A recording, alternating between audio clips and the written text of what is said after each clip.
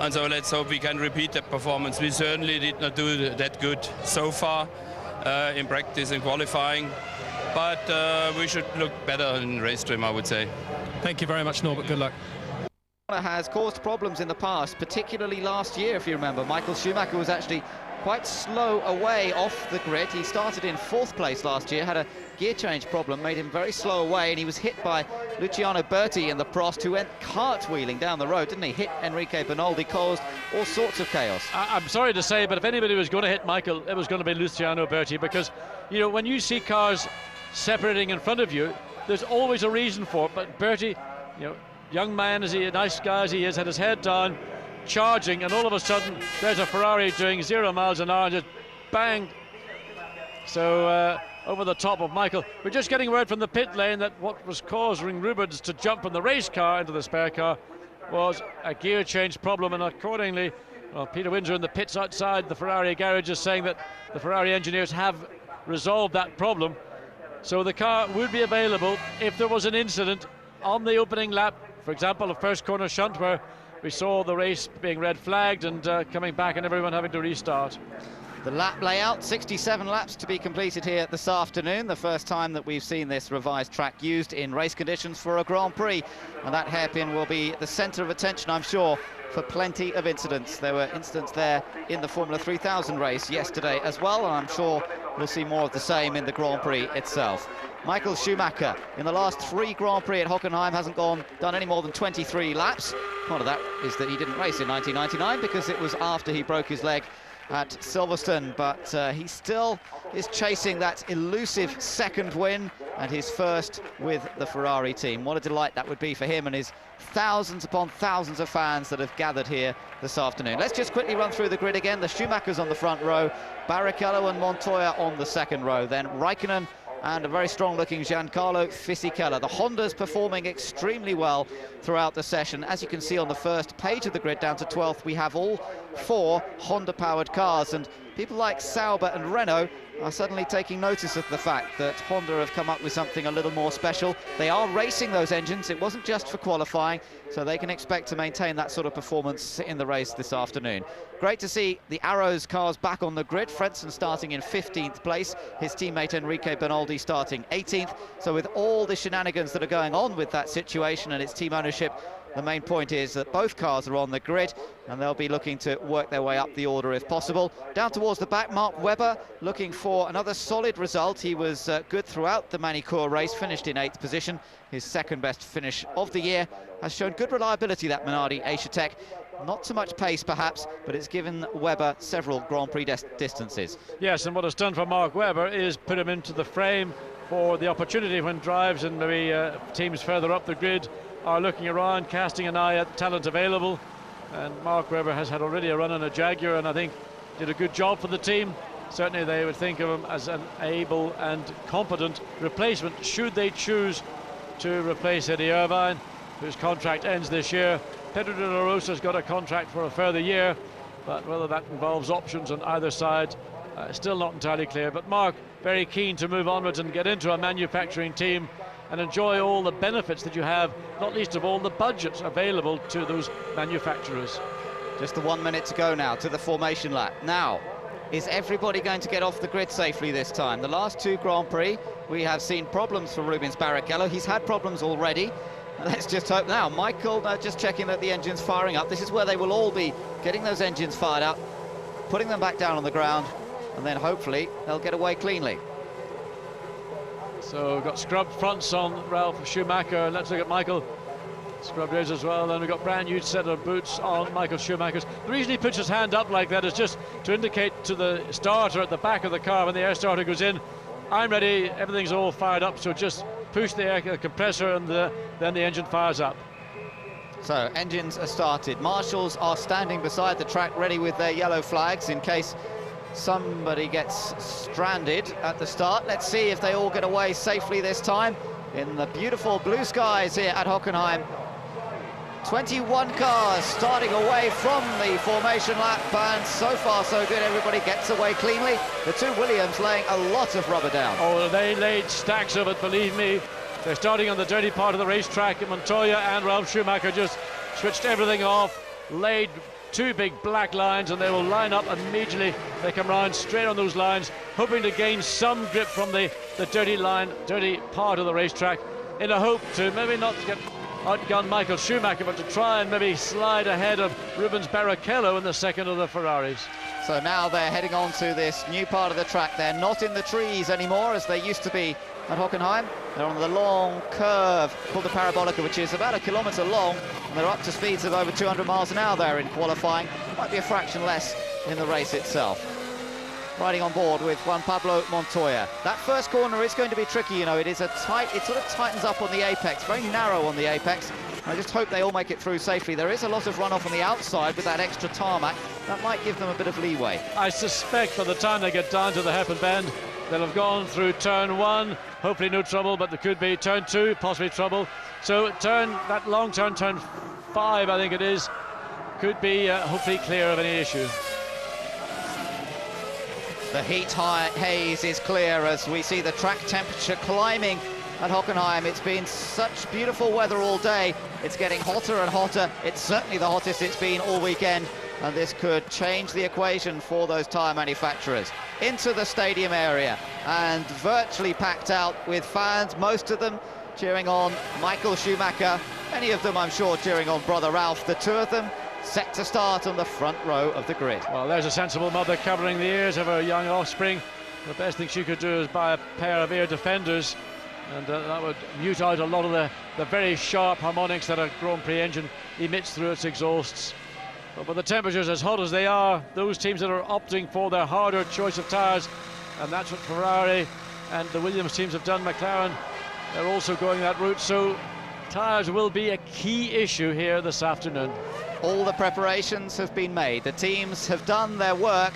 Now they have to sit back, stand back and watch from the pit lane to see what happens in the opening laps of the German Grand Prix. A moment of tension for everybody up and down pit lane, and of course for the drivers as the adrenaline builds towards the start of 67 laps of the German Grand Prix. The red lights begin to go on. Is it going to be a Ferrari or a Williams into the first corner first? The German Grand Prix is go, and on the right we've got Michael Schumacher versus Ralf Schumacher. Somebody stranded, one of the arrows at the back as Barrichello tries to slot in, and Raikkonen going around the outside. Raikkonen's moved up into 4th place ahead of Montoya. And I think it is Frentzen indeed stuck in there. I think Mark Webber was very slow as well, but Michael Schumacher gets the advantage. But look at that, McLaren. I think Raikkonen trying to squeeze past Montoya. He's done it, I believe. Yeah, I think he might have squeezed already, and then Montoya was trying to get him back, so that's bad news for the Colombian. And behind them there's a good battle going on. Coulthard is trying to get past Trulli. Here comes Montoya on Raikkonen down towards the hairpin. Is he going to make the move work? No, he can't. Raikkonen's on the inside. Montoya's got to slow. He's got the cut back now. It's pure acceleration out of turn 5 down to turn 6, but again Montoya unable to deal with a young pin. So it's Raikkonen ahead of Montoya in this battle, but it's Michael Schumacher who leads, with Ralf Schumacher in 2nd place, then Barrichello in the 2nd Ferrari in 3rd, with Raikkonen holding on to 4th. Montoya 5th, Jarno Trulli is all the way up from 8th to 6th, Coulthard from 9th to 7th. Pedro de la Rosa isn't a problem. We saw one of the Jaguars go wide on the exit of turn 1. But that's a further disappointment to Jaguar and Pedro de la Rosa. Same distance as he managed here last year. He crashed last year at the first chicane, and de la Rosa's out on the first lap once again, and the yellow flags because of de la Rosa's car stranded. Here comes Michael Schumacher already opening a gap over Ralf. Then it's Barrichello, Raikkonen, Montoya. There is Trulli ahead of Coulthard and Fisichella in the Jordan. Fisichella had disappointment. He had a great grid position, 6th. He's lost out in that first corner shuffle, down to 9th place.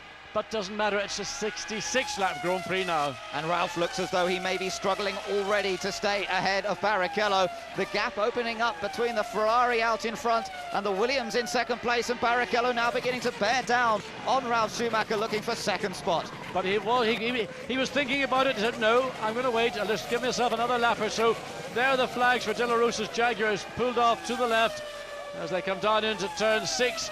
This very quick sweep to the right and hard on the brakes. Barrichello knows there's nothing he can do here, but look, an error.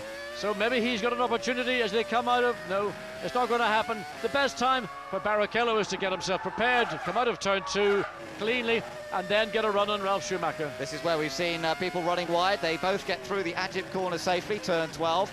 Now into the Sachs curve, the left-hander well inside the stadium, the old part of the track. So now Ralf Schumacher holding his second place ahead of Rubens Barrichello. Raikkonen in fourth, Montoya still in fifth place. There you see the Williams go through. There's Jarno Trulli with a great start and up into sixth. Coulthard in seventh, Fisichella eighth, then Panis in ninth place, and Jenson Button up from 13th to 10th position. So look at Michael, he's certainly checking out front. Yes, and there is that Pedro de la Rosa it is. I'm just wondering what Williams may have done. Seemingly Ralf Schumacher not just quite so quick off the grid. Let's look again at the start. Lights go out, but Michael gets a blinding start. But look behind. Look at Raikkonen. He had the clean side of the track. He got a great getaway, got in front of Montoya there into the first corner, and that perhaps a victim either of a heavy car for Montoya. Now Montoya did try to come back at him. Yes, he did. But Raikkonen goes down the inside to defend. Montoya looks, comes up alongside. He's going to go around the long way round. I don't believe it. He closes the door on Raikkonen, but Raikkonen, you can see the shadow of McLaren. Well, that's where it got done. That's Takuma Sato, we think. Yeah, that's Sato towards the lower part of the grid order. 14th place. I think he's lost one position there. That was to Jacques Villeneuve. There he is. Yeah, Villeneuve therefore takes the place. So he's in 13th place. And just to let you know that the arrows that got stranded was Frentzen on the grid. So poor Heinz-Harald Frentzen on home soil out of the race. So Frentzen and De La Rosa not making it any further, or not even getting to the line at the end of the first lap. So there's a little battle with Villeneuve, Sato, McNish, Irvine, Benoldi, and the tail of the field, Mark Webber. The last car, now a 19-car field with Frentzen out before, well, just as the lights went out, De La Rosa stopped on the first lap. 2 cars out within 2 laps. Alan McNish you're looking at there in the battle with Benoldi. McNish running 16th at the moment. Webber is behind them, and Salo got behind the Minardi there, John. So Mark Webber managed to get past the Toyota of Mika Salo, and that's a little tussle that's going on. Meanwhile, look at this, Button versus Massa. Massa going down the inside of Jenson Button, or was there a touch? No, there was no touch, but I think Button was very wise. Felipe Massa had a run. He decided he was going to take the chance. Button used the mirrors. He saw him coming, but of course it forced Button wide to the run-off part of the corner, as you've seen in the Porsche Super Cup, something that Formula One cars do not like to do, because the underbody being so low, it could be marginally damaged. So Button is now pushed back down to 11th place by Felipe Massa. Heidfeld is next up, and then we've got Villeneuve, Sato, Irvine in that next little gaggle. And look at Michael Schumacher. In fact, Frentzen is running, and he's about to be lapped by him. Yes, Frentzen did get going, and he's 2 laps down. He's running just ahead of Michael Schumacher, and in the space of this lap or a little more, he'll be gobbled up by the first 5, 6. Look at this battle. Raikkonen versus Montoya. Montoya's closed back up on the fin again, and Raikkonen just seemed to drift a little wide through that first corner, but now he's pulling away again. Yes, it looks to me the McLaren, once again, the handling of the car, excellent. Raikkonen able to eke out a little bit of time on the exit of turn 2, while Montoya seems to struggle on the exit. So Frentzen has been passed by Michael Schumacher. There's Barrichello. There is this battle between Raikkonen and Montoya. Great, exciting battle this between 2 drivers in their second year of Grand Prix racing. Of course, Montoya a great deal more experienced at top-level motor racing with his time in the United States, but Raikkonen has been so superb, came so close to his first win last week in France. And as in that turn 8, we've seen Montoya practice on a couple of occasions, get it all wrong, runs wide over the grass. Now reconciled to not being able to deal very much with the young Finn. Certainly in this part of the circuit, a little lock-up for Raikkonen in the Sachs curve.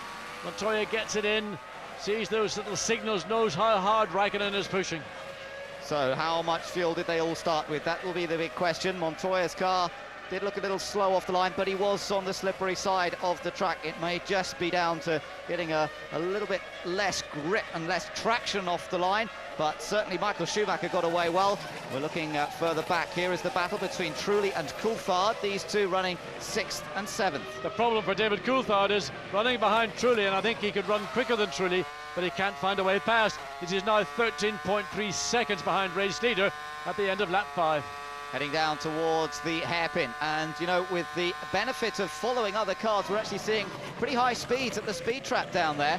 325 kilometers per hour for Benoldi. Must have had a big toe down towards the hairpin. Yes, had a big toe, probably took a fair bit of wing off, knowing that the only place you can get past anybody is going to be realistically into that hairpin bend and prepared to maybe make some sacrifices in other parts of the track to be able to gain position down at the hairpin. Oh, and Irvine has spun. Irvine has spun out of 15th place. He was ahead of Bernoldi, McNish and Webber and Salo, but I think that group has all gone past him, so he rejoins effectively at the back except for Frentzen. Well, was that an Irvine own goal, or was he assisted into that spin? Eddie doesn't really make too many mistakes in races, and hopefully we'll get a view of that replay. Here we see it. Well, he's all on his own. Comes down. There's the battle with Villeneuve, and look at that. And Jenson Button once again getting the short end of the stick. First of all with Felipe Massa, now with Jacques Villeneuve, and Eddie just loops it around, apparently all on his own. There we see. Yeah, there was a bit of a mess here. Just, well, nothing. Eddie just sort of spun it, and it was as if the traction control didn't activate.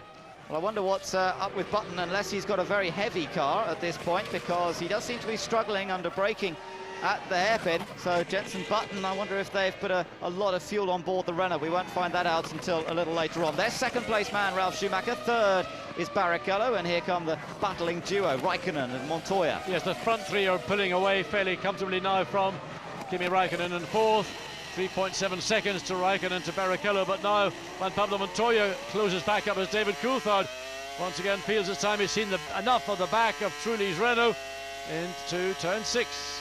Yes, and he feels it's about time he could get past the Renault, but Trulli holding on to it for the moment. That really was a superb qualifying lap from Trulli right at the end of the session when Renault had been struggling so much through free practice.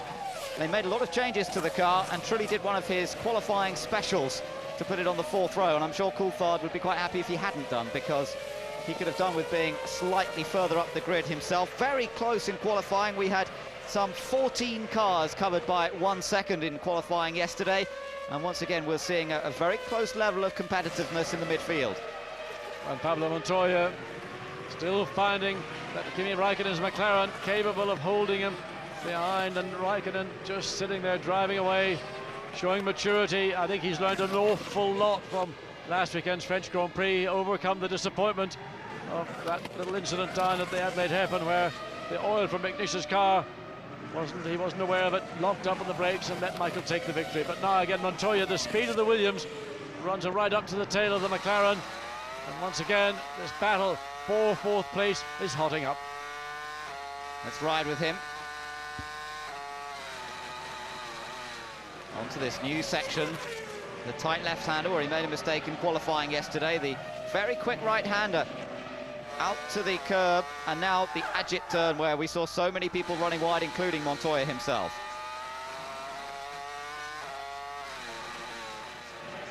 Again, just a little tyre smoke from Raikkonen, indicating how on the limit he is with the braking into that left-hander, the Sachs curve. And Montoya does look as though he could go faster if he could get past, but that is quite a challenge at the moment. We're just looking at the lap times. We have a lap record, of course. Every lap, fastest lap will be a lap record. 1:17.6 to Michael Schumacher. Now he's dropped off by 0.6 of a second, so the situation regarding tyres is already on lap 9 becoming an issue. The tyre degradation that we've talked about, there's the example of it. Nevertheless, Michael Schumacher still pulling away from brother Ralph, 5.2 seconds. Yes, so he's got a very comfortable advantage, and Barrichello seems content to sit behind Ralph at the moment, and he may have to wait until the pit stops before an opportunity to get past. Montoya does not want to wait long, and again he's closed up behind Raikkonen. He closes up in the second half of this very long straight down into that hairpin bend, turn 6. This is beginning to become quite a battle now, John. We've got Trulli at the head of this queue in the Renault, then it's Coulthard and then Fisichella. Panis is not far behind Fisichella, behind him the two Saubers of Massa and Heidfeld. And clearly Jarno Trulli doing the best he can, but it's not really enough to stave off the attack from these 5 cars that are following. But Jarno Trulli's there to race. Let's have a look and see what goes on. Well, that's Jenson Button once again losing a place. This time Mika Salo gets through. Whoa, it's a bit tight, and that was through turn 7. Must have some sort of problem, I would think, Jenson Button. He even if he'd started heavy, some of that fuel would have burned off by now. So Button surely has some sort of technical problem to be dropping further down the order. He's 17th at the moment. He's been passed by Mark Webber, and that just gives you some idea of what sort of trouble he's in. 1:21 his last lap. Well, two Saubers side by side into turn 1, and Massa nips through. Well, braver than Dick Tracy and gets the job done. Well, that's not going to make Heidfeld too happy, is it? You remember the Nürburgring where Massa, these two were in tandem virtually the whole race, but Massa was the one who took the 1 point for 6th place, and Heidfeld, after a tough race, had to settle for no points in 7th. It does seem that qualifying goes the way of Heidfeld, but come the races, Massa and his feisty driving style works well. Michael Schumacher continues to lead, but tyre degradation now worth a second a lap. It's causing the cars to run 1 second slower than they were able to do in the early laps of this Grand Prix. 4.9 seconds ahead of his brother, with Rubens Barrichello a further 1.2 seconds behind Ralf Schumacher. Still this battle going on between Trulli and Coulthard with in the background you can see Fisichella, then Panis in the white BAR. Coming through then is Massa in the Sauber, having passed his more experienced teammate, and this is the view. It's just ride a second with Trulli.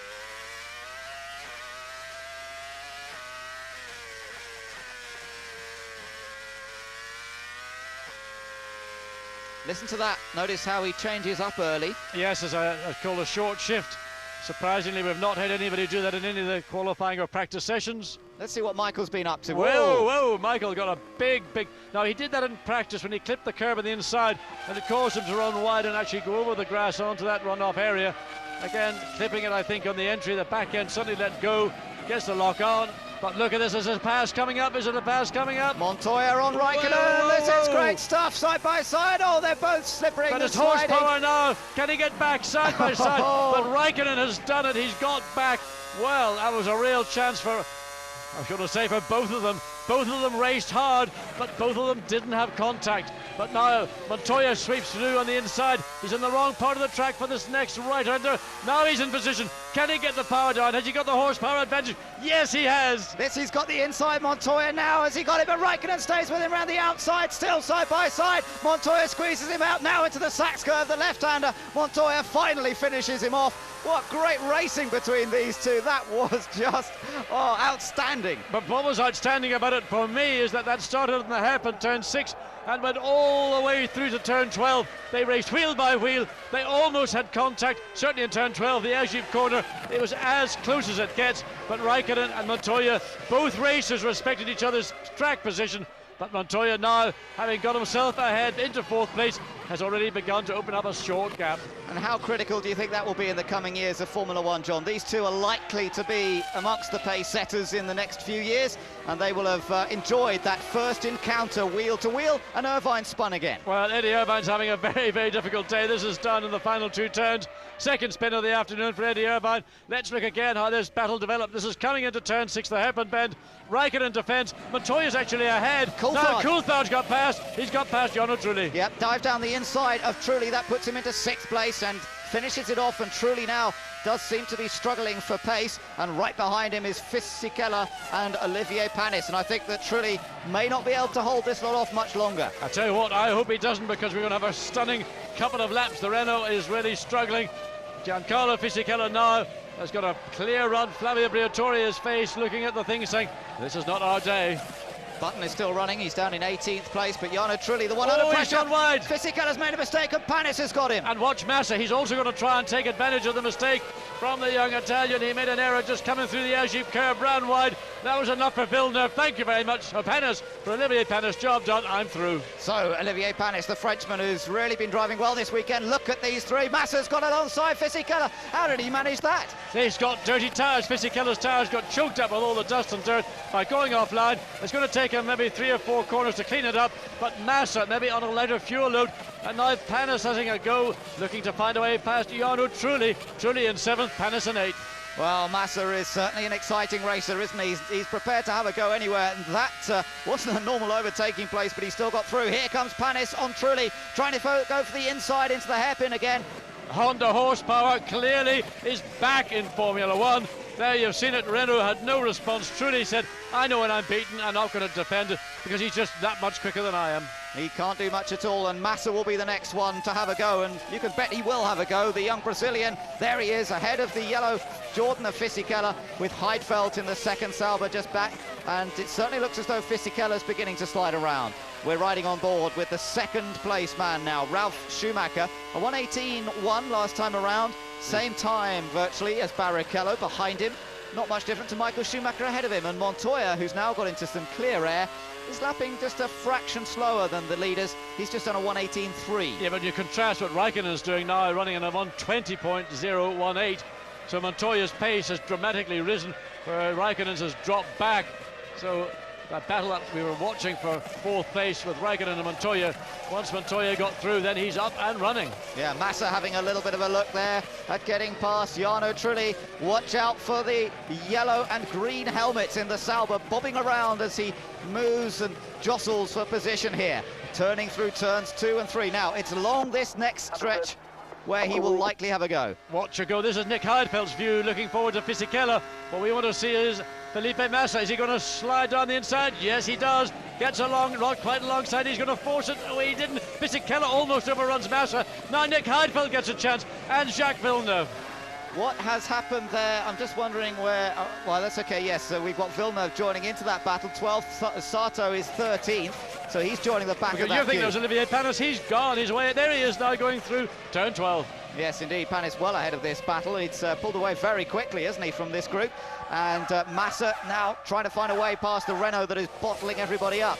And what's interesting to watch, we don't see it, but we will do at some point, Olivier Panis is pulling away so quickly from Trulli. He's almost catching up to Coulthard. He's 2.4 seconds behind, and David better watch out.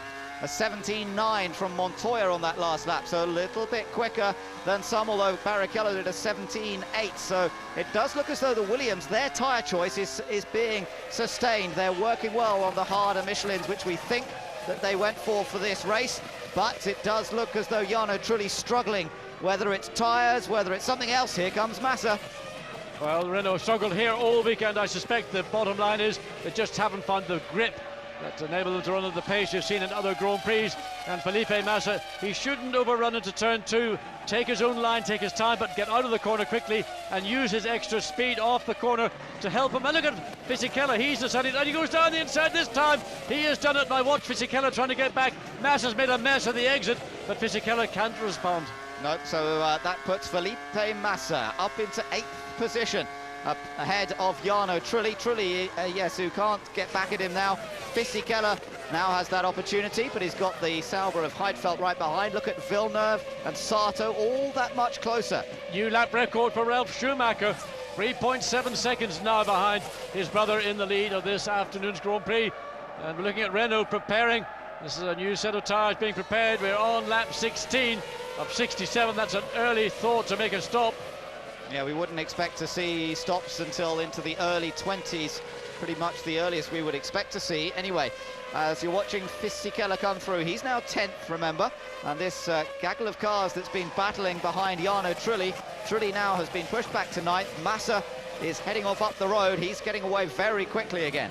Fisichella gets past now, Jarno Trulli. Remember, he made that mistake in the Imola corner some 4 laps ago. That cost him 3 places, but again, slow. Now Nick Heidfeldt gets past at the same opportunity, so 2 places are lost to Jarno Trulli in the Renault. Yeah, he is struggling somewhat, isn't he? There's no doubt about it. He cannot sustain the pace. And now Sato going down the inside of Villeneuve, the Japanese driver on the left, trying to get past the Canadian. Well, that's brave driving from Takuma Sato, and Villeneuve nearly taken by Bernoldi. I mean, that's the second half of the field now, all bunched up. That's all because of Jarno Trulli. He's now dropping back. And there we see, well, what a fantastic and fascinating battle at the middle to the tail of the 3 cars into 1 do not go. Mark Webber having a go, loses a place once again, and that is Pecco Saulo who gets ahead of Mark Webber. Well, that's disappointing for Webber after he'd run in front of the Toyota, but the Renault is coming into the pits now. It's going to be an early stop. I think it's Trulli who will be heading into the pits. Button is all the way down in 19th place, by the way. He's really struggling. But Ralf Schumacher once again fastest in that first sector. He was quickest on the last lap. He's looking to find a way to cut into that 3.5 second lead his brother has. Trulli comes in. Trulli into the pits then. He's not on the speed limiter yet. That doesn't happen until he gets to the line here, or just a bit further down. In fact, there's the speed limit line. Coming down the pits now into the Renault area. And, well, whatever it is that's slowing him down, I'm not sure, but they will automatically change tyres, refuel. It is an early-ish pit stop. It's only lap number 16 out of 67. It's a very early stop. And fuel going in. They didn't change the front tyres. I don't know what was going on there. So out they come back again, and they're just changing the rears. Perhaps it's purely rear end grip that he was lacking We'll have to see. The race leader. 3.4 seconds. It was a tenth of a second, but a new lap record for Ralf Schumacher, who is now knuckling down and going to give BMW and all the fans who've come up from Munich something to shout about. They thought it might be a Michael Schumacher parade this afternoon. Well, they're about to try and spoil that. Yes, Ralf closing the gap up to his brother, up to down to 3.4 seconds. Remember, it was over 5 seconds the advantage at one point, but now it's 3.4 seconds with Barrichello still in close attendance. But Rubens is being dragged along. He's running more at Ralf's pace than he's running at Michael Schumacher's pace. So still prospects of a great battle between the top three, although Michael's just gone fastest on the first sector of the lap. Uncle Ross Brawn in the pits has responded and said, Michael, you're getting under pressure from Williams and your teammate. We want a little bit more. Fastest of all in the first sector. Personal best for Michael Schumacher in the second sector. 3.4 seconds the distance to Ralf Schumacher and Michael. At the end of this lap, let's say the tide has been stopped and it may start to increase. So Michael Schumacher coming up behind the car of Jarno Trulli, who has just made a pit stop, of course. Schumacher leads after 18 laps have been completed. Ralf Schumacher just closing that gap up very slightly, down to 3.3 seconds.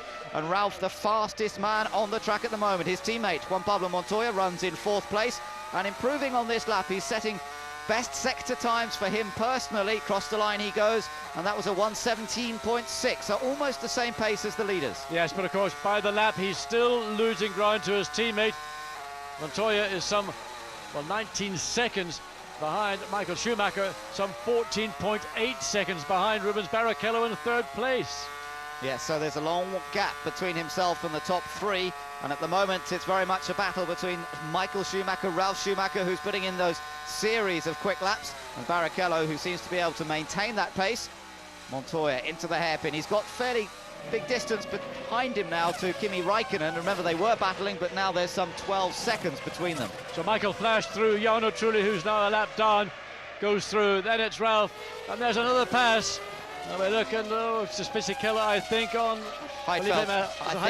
I think it was Heidfeld trying to get past Fisichella as they head down towards the hairpin. And Heidfeld had a little go there, but couldn't quite make it. Massa, his teammate, of course, a little further up the road. Massa's in 8th place, and only 2.1 seconds behind Olivier Panis. Panis, in turn, some 2 seconds behind David Coulthard. So it's possible that both Panis and Massa will close up to the McLaren of Coulthard, currently running in 6th. Well, Coulthard's got Olivier Panis behind him, Felipe Massa. That group of cars all running in the middle or very low 1-minute 19s, contrasting to the leaders in the high 17s. But Montoya's just on a 17.4 as Heidfeld just clips the edge on the exit of Ajip corner. Doesn't lose any time, but just the rear view of Giancarlo Fisichella's Jordan, something he would like to see in his mirrors, and that would be the front view. Yes, indeed, but at the moment he's still looking for an opportunity to go through, and in the top 6 at the moment, currently in the points, we've got 2 Ferraris, 2 Williams and both McLarens. I suppose no great surprise there. Well, that gap up to 3.7 seconds, it was down to 3.4. So Ralf Schumacher having been, well, a little bit of a lesson, and we're just catching on the pits channel. Number 7, now we see the Sauber team preparing. As Ralf Schumacher now has got to make his way past the Renault of Jarno Trulli, who's been in the pits, of course, for one stop already. The blue lights being shown. There's Jenson Button just ahead of him. What an awful day now. How many corners can you go, Trulli? You might have backed off a little bit early and Ralf go through. He has to do it now. Yes, he does. Barrichello, but Barrichello's going to look down the inside. Ralf has to block. Now, Ralf will not have been happy. Williams will have noted that. So will race director. Yes, in fact, there was a gesticulation from Ralf as he went past there. He wasn't at all impressed. And Barrichello nearly got a decent run on him. I don't think now that he will have the momentum as they head down towards the tight hairpin. And you're looking back from Ralf Schumacher's car. Barrichello just moves over to say, I'm still here, you know. But it wasn't a true attempt to overtake. And Ralf holds second behind brother Michael, some 4.3 seconds away. It's always good to do that, to put your car into the mirror of the car that you're attacking or trying to pass. You want to get the other driver beginning to look sideways to see where you are you going to do it. Felipe Massa, the first of the Saubers, into the pits. This is lap 20. Trying to understand what he's saying. It's not that easy. I think it's only about brakes, I'm not sure. 9 seconds for the Brazilian. Good stop, and he comes back out on track, so we'll see where that puts him. It's we're about 1/3 distance, just short of 1/3 distance at the moment, and that makes it a 2-stop race, of course. Refueling for another 24 laps, according to our computer predictor graphic that flashes up on screen. And then Ralf Schumacher coming through, Barrichello in 3rd position. So Barrichello did have an opportunity at this point of the track 1 lap ago when Jarno Trulli was not as helpful. So 2nd place, Ralf Schumacher again. Now Barrichello closes up on the entry, but the Williams BMW able just to get that little bit of traction down that much sooner. Not that the traction's any better, it's just he's able to get on the throttle earlier because of his track position. So there's not a lot that Rubens can do at this stage. He just has to shadow the Williams BMW, perhaps look for any potential mistake. Let's take a look at the replay of them trying to get past Trulli, and watch for the wave coming here, the signal. Yes, well, that was pretty clear. I love you too. So Ralf Schumacher feeling, and quite rightly too, that Trulli should have certainly let Ralf Schumacher through before turn 1. There's this battle with Enrique Bernoldi and Alan McNish. So that's the tail end of that battle that we've been enjoying with Fisichella, Heidfeld, Massa. I was just wondering where Salo was, but it's because he's come in the pits. Yes, so that's why we see Mark Webber next on the road behind McNish. His teammate Mika Salo has just come into the pits for his first pit stop, and the leaders continue on round. So we still haven't seen Michael Schumacher, Ralf Schumacher or Rubens Barrichello make their first round of stops. In the background you can still see Trulli, who's being chased down by Montoya, although Montoya is still quite a long way behind. Well, I suspect that certainly Ferrari can do 1 stop if they wish. But look at the inside wear, the shoulder on that right rear on the car, left on the picture. You can see how little tread remains on that inside shoulder. So this is the view looking back towards Rubens Barrichello. Looks much longer than it is in reality. And it looks like, just looking down on the pit lane, it looks like Frentzen is out of the race now. Frentzen's car's just being pushed back into the Arrows pit garage, I'm afraid. There it is, and it looks as though it's all over for the German, who got stranded on the grid. Got going again, but whatever it is, now terminal, so he's out of it. Up front, after 22 laps, we're at pretty much the 1/3 distance mark now in this 67-lap race, and Michael Schumacher with a 5-second lead again. But Ralf Schumacher's on the charge. He's got fastest of all in 1st sector, fastest of all in 2nd sector, and maybe this is a message from the pits. Maybe there's a Williams pit stop coming up sooner than maybe we are thinking, as Nick Heidfeld leaves the pits. So the 2 Saubers have been in and out. Now that's they were telling that Felipe was on 2 stops. I think that's what they said. I couldn't quite make it out. I would have thought that they would have told each other what they were doing before the start of the race. New lap record for Ralf Schumacher. The gap back down to 3.8 seconds. Oh, that blew up. There's a Honda has blown up. And that, we look down and see, I think it's Villeneuve. Yeah, it is Villeneuve. That's Villeneuve, yes, coming out of turn 2. Well, there's Villeneuve. That was a replay. He's still running around the track. It was, yeah, it certainly looked like engine, John. I don't think it was just Unless dust, he just dragged dust. It certainly looked very blue to us. And maybe it was simply dust. Nevertheless, Villeneuve still running. That replay, I thought, was an engine failure from Honda. So Michael in control and enjoying himself, although Ralf, with that fastest lap that he's just set, has closed the gap up again slightly, particularly in traffic. And I have to say, this is the best race pace. Oh, Webber. Well, Mark Webber got out of the way of Michael Schumacher in a very difficult part of track, and probably compromised himself, but let the race leader go through, who is absolutely charging. He is aware of Ralph's new lap record. Ralf again fastest of all, quickest time in that 2nd sector. So, and Barrichello keeping the pressure up. Now Montoya is responding. He's gone fastest in 2nd sector. So all the top 4 cars at various parts of the circuit recording purples on the data screen. That's button 5 on your handset. This is the first time, John, that we've seen Williams competing against Ferrari in these sort of conditions at this pace. Later on in a race, when they've got close to their pit stops, they've normally dropped away. So this is pretty impressive, and good performance from Williams, choosing that harder Michelin tyre. They told us they were working on race setup. It seems to be working, but will it be enough? Well, look at the Ferrari, the brake dust coming out as Michael turns into turn 8, and that's that very tight left-hander in front of the Mercedes-Benz. Look at the blisters on the inside shoulder of Michael's tyre. He's blistering those inside shoulders. So Ralf Schumacher, that information will go to the Williams team as quickly as we get it and give it to you, and that will be passed on to Ralf Schumacher. So maybe even the Williams team have seen something from the pit lane. Oh, we've got problems for Mark Webber, I have to report. We saw him dive out of the way a moment ago, and McNish in trouble as well. So Webber's just got out of the car in the pit lane, and McNish... Hydraulic pressure, Alan. Into the top, I'm stuck at the top. Well, he's up at turn there 6, was the oil fire. CDS, Alan, CDS. And it sounded like a hydraulic failure. It looks... CDS twice, it doesn't matter. Getting out. I think they're trying to get him into neutral, but he's feeling uncomfortable where the car is. It's at turn 6 of the hairpin bend. Bernoldi in the pit. Sprenson's retirement was due to hydraulics, we understand. Villeneuve comes out. He's still all so right. Whatever that problem was, I mean, we thought it was an engine failure. It had all the makings of it, but it must just have been the dust that was kicked up and just the way the light picked up through it, and no problem for Jacques Villeneuve. Returns to the track. So Jacques is on track once more. Bernoldi still behind him in the sole remaining arrows in this race after we've lost Frentzen, of course. Montoya, a slow lap last time around from Juan there Pablo. it is. There's McNish's car now off track, and that smouldering Toyota V10 engine is getting a bit of charcoal. Look at it, you can see the dust, the fire extinguisher powder being poured. As a Renault's pulled off, and that's Jenson Button, and that's just on the long parabolica. P0, please. Bad luck. Well, he's been struggling all afternoon. The car surely had a problem. We're still in P2. I don't know what it is, it just cut out on the straight. No drive. And he's reported it just cut out. So that's it, all over for Jenson Button after what has proved to be a very difficult afternoon. But for Michael Schumacher, everything's going well at the moment. But Ralph isn't giving up. The gap is 3.1 seconds.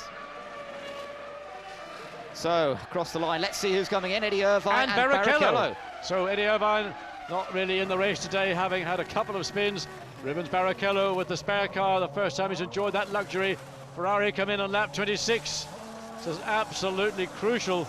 So Montoya too far behind, because unless he's in a one-stop strategy, Barrichello, once all this shakes itself out, will no doubt retain his third place. Of course, this could be good for Williams, because Barrichello coming in at this point gives Ralf Schumacher a good opportunity here to go a little bit further. If he started with a bit more fuel on board and was able to do that sort of pace, then it's a good sign for Williams and for Ralf Schumacher, who is now just 2.4 seconds off the lead. Ralf Schumacher is still very much in this race, as you're looking at Raikkonen in. So this is lap 26 as well for Kimi Raikkonen. McLaren 8.9, well 9.2, let's call it just 9, because the hose coming out and Raikkonen moving was very close indeed. As we watch 80 litres fuel for 24 laps. And now Michael is coming in on lap 27. So Michael Schumacher will come in from the lead of this race, but his brother is just 2.4 seconds behind. And what can he do over the next few laps? Here comes Michael. Slows down, that crawl down the pit lane. Ferrari pit, the first pit in the pit lane. They're ready for him. Watch them go to work. Ralf Schumacher becomes the new leader here in Germany. There is our new race leader, having not stopped yet, and Michael Schumacher gets away in 8.4 seconds. A very straightforward and clean stop for the world champion. But what can his brother do? Will Williams be able to get his car back out in front after he makes his short first of fuel stop? load for just 21 laps. So Ferrari trying to gamble that Ralf, when he comes in, will put more fuel, but Bernoldi, well, he's not going to try and repass Michael Schumacher, but he's fully entitled to, because they're actually racing for position, but not for very long as the Ferrari picks up speed on a new set of tyres, being refueled. And let's go back to this battle and look at what is going on. Villeneuve going in very deep and wide. Now, of course, they've got Montoya in the middle of that group trying to lap them, and that's where Michael has rejoined. He's not that far behind Montoya, as we're looking at Villeneuve, who slowed down, pulled out. And I don't know whether it's actually a mechanical issue this time. It might be. I think it looks, well, what's he doing? He's certainly got a problem of some description, going very slowly, and you can see again there's that smoke or liquid coming from the right rear of that Honda BAR. So Ralf Schumacher, race leader. How many laps will he now do before he comes in? This is crucial lap 1:16.642, new lap record. He's been given the message by the team. This is it. He's got to consolidate. He's got to push.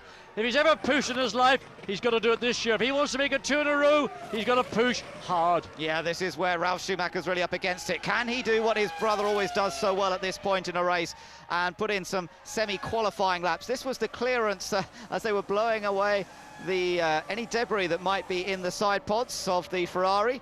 And Rubens Barrichello got away very safely. And that's for any rubber debris that might be around the circuit. So not that there are any leaves that we saw in Canada. So Williams preparing. And this will be Ralf Schumacher, or will it be Juan Pablo Montoya? Well, a very quick lap last time around from Ralf Schumacher. Perhaps that indicates it will be him coming in. It is 28 laps have been completing. This is the 29th lap. Ben, 2 purple sectors, so whether he comes in or not, this is the quickest lap of the 29 that Ralf Schumacher has completed. He may not finish it, but if he does, it'll give him all hope for retaining the lead. Coulthard has been off and has rejoined at turn 8 and 9. That's that tight sector, and Ralf coming in. He's got a car. Villeneuve slowing him down as he comes in. This is disastrous for him. Oh, Ralf Schumacher, what bad luck. And Villeneuve very late to pick that up. Well, I mean, he's always been in a dream, and I don't know what world Jacques comes from. That was just irresponsible, and I don't know. That could have denied Ralf Schumacher the chance of retaking the lead here when he comes out. He lost a couple of seconds by the looks of things. Fisichella also in. 8 seconds the stop. Montoya is now in the lead of this race, but where does Ralf come out? Well, here he comes. It's critical to where Michael Schumacher is. Michael's ahead of him, I think. Michael's already turning into turn 2.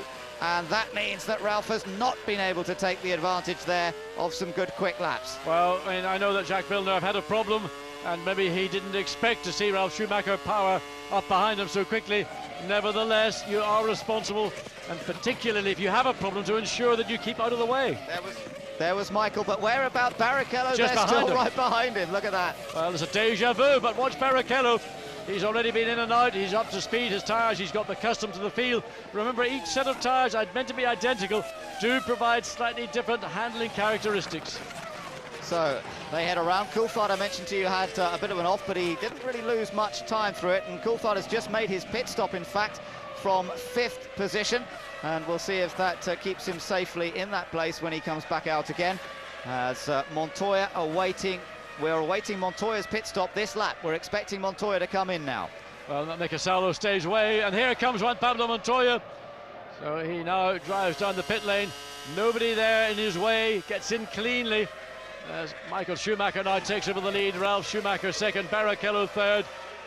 And we wait to see who, it probably will be Kimi Raikkonen in 4th place, in fact. Yes, we wait for... Not a lot, because Montoya will go out in 4th place, I suspect. So Montoya should be in and out before Raikkonen comes round, and in fact he will be. Yep, so he'll be rejoining in 4th position, which is where he was before all this fun and game started of the first stops. The time that he lost in the early stages really is now proving to be very, very difficult to make up. And fuel for only 19 laps, so Williams again slightly short-changing Montoya to try and give him the opportunity to use those tyres fully effectively with a slightly lighter fuel load.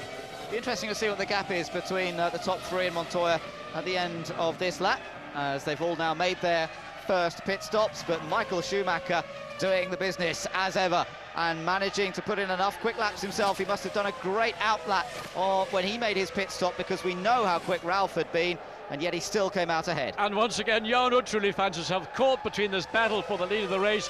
Remember when Trulli held up Ralf Schumacher in the stadium, Ralf gave him a friendly sign. Well, he's going to go all through that process again. Montoya in 4th place, and I'm sure he will feel, I don't know what he's going to feel right now, but frustration may be a part of it. Well, that was pretty quick through. He was very on the limit as he came out of turn 11 there, over the curb, the car twitching around, looked fantastic, but he's got a lot of time to make up. So Barrichello third, some 2.3 seconds behind Ralf. Ralf 3.9 seconds behind Michael. And we're waiting for the computer to update us on where Montoya is. 11.8 seconds behind Barrichello for 3rd place. Yeah, so effectively he's closed up a bit on Barrichello, but lost out in the overall terms. He's 18 seconds off the lead car of Michael Schumacher. So we've got an interesting second sector to this race coming up now, as everybody just tries to close up. We just saw Fisichella in the background. Raikkonen is still currently running in 5th. Oh, Fisichella, was that Fisichella running wide? I think it may have been. That was a battle with Fisichella and Salo at the hairpin, and I think Fisichella went wide. Well, there is Jacques Villeneuve, the back of the gearbox area behind the engine, and clearly, finally made it back to the pits, much to the disappointment of Ralf Schumacher.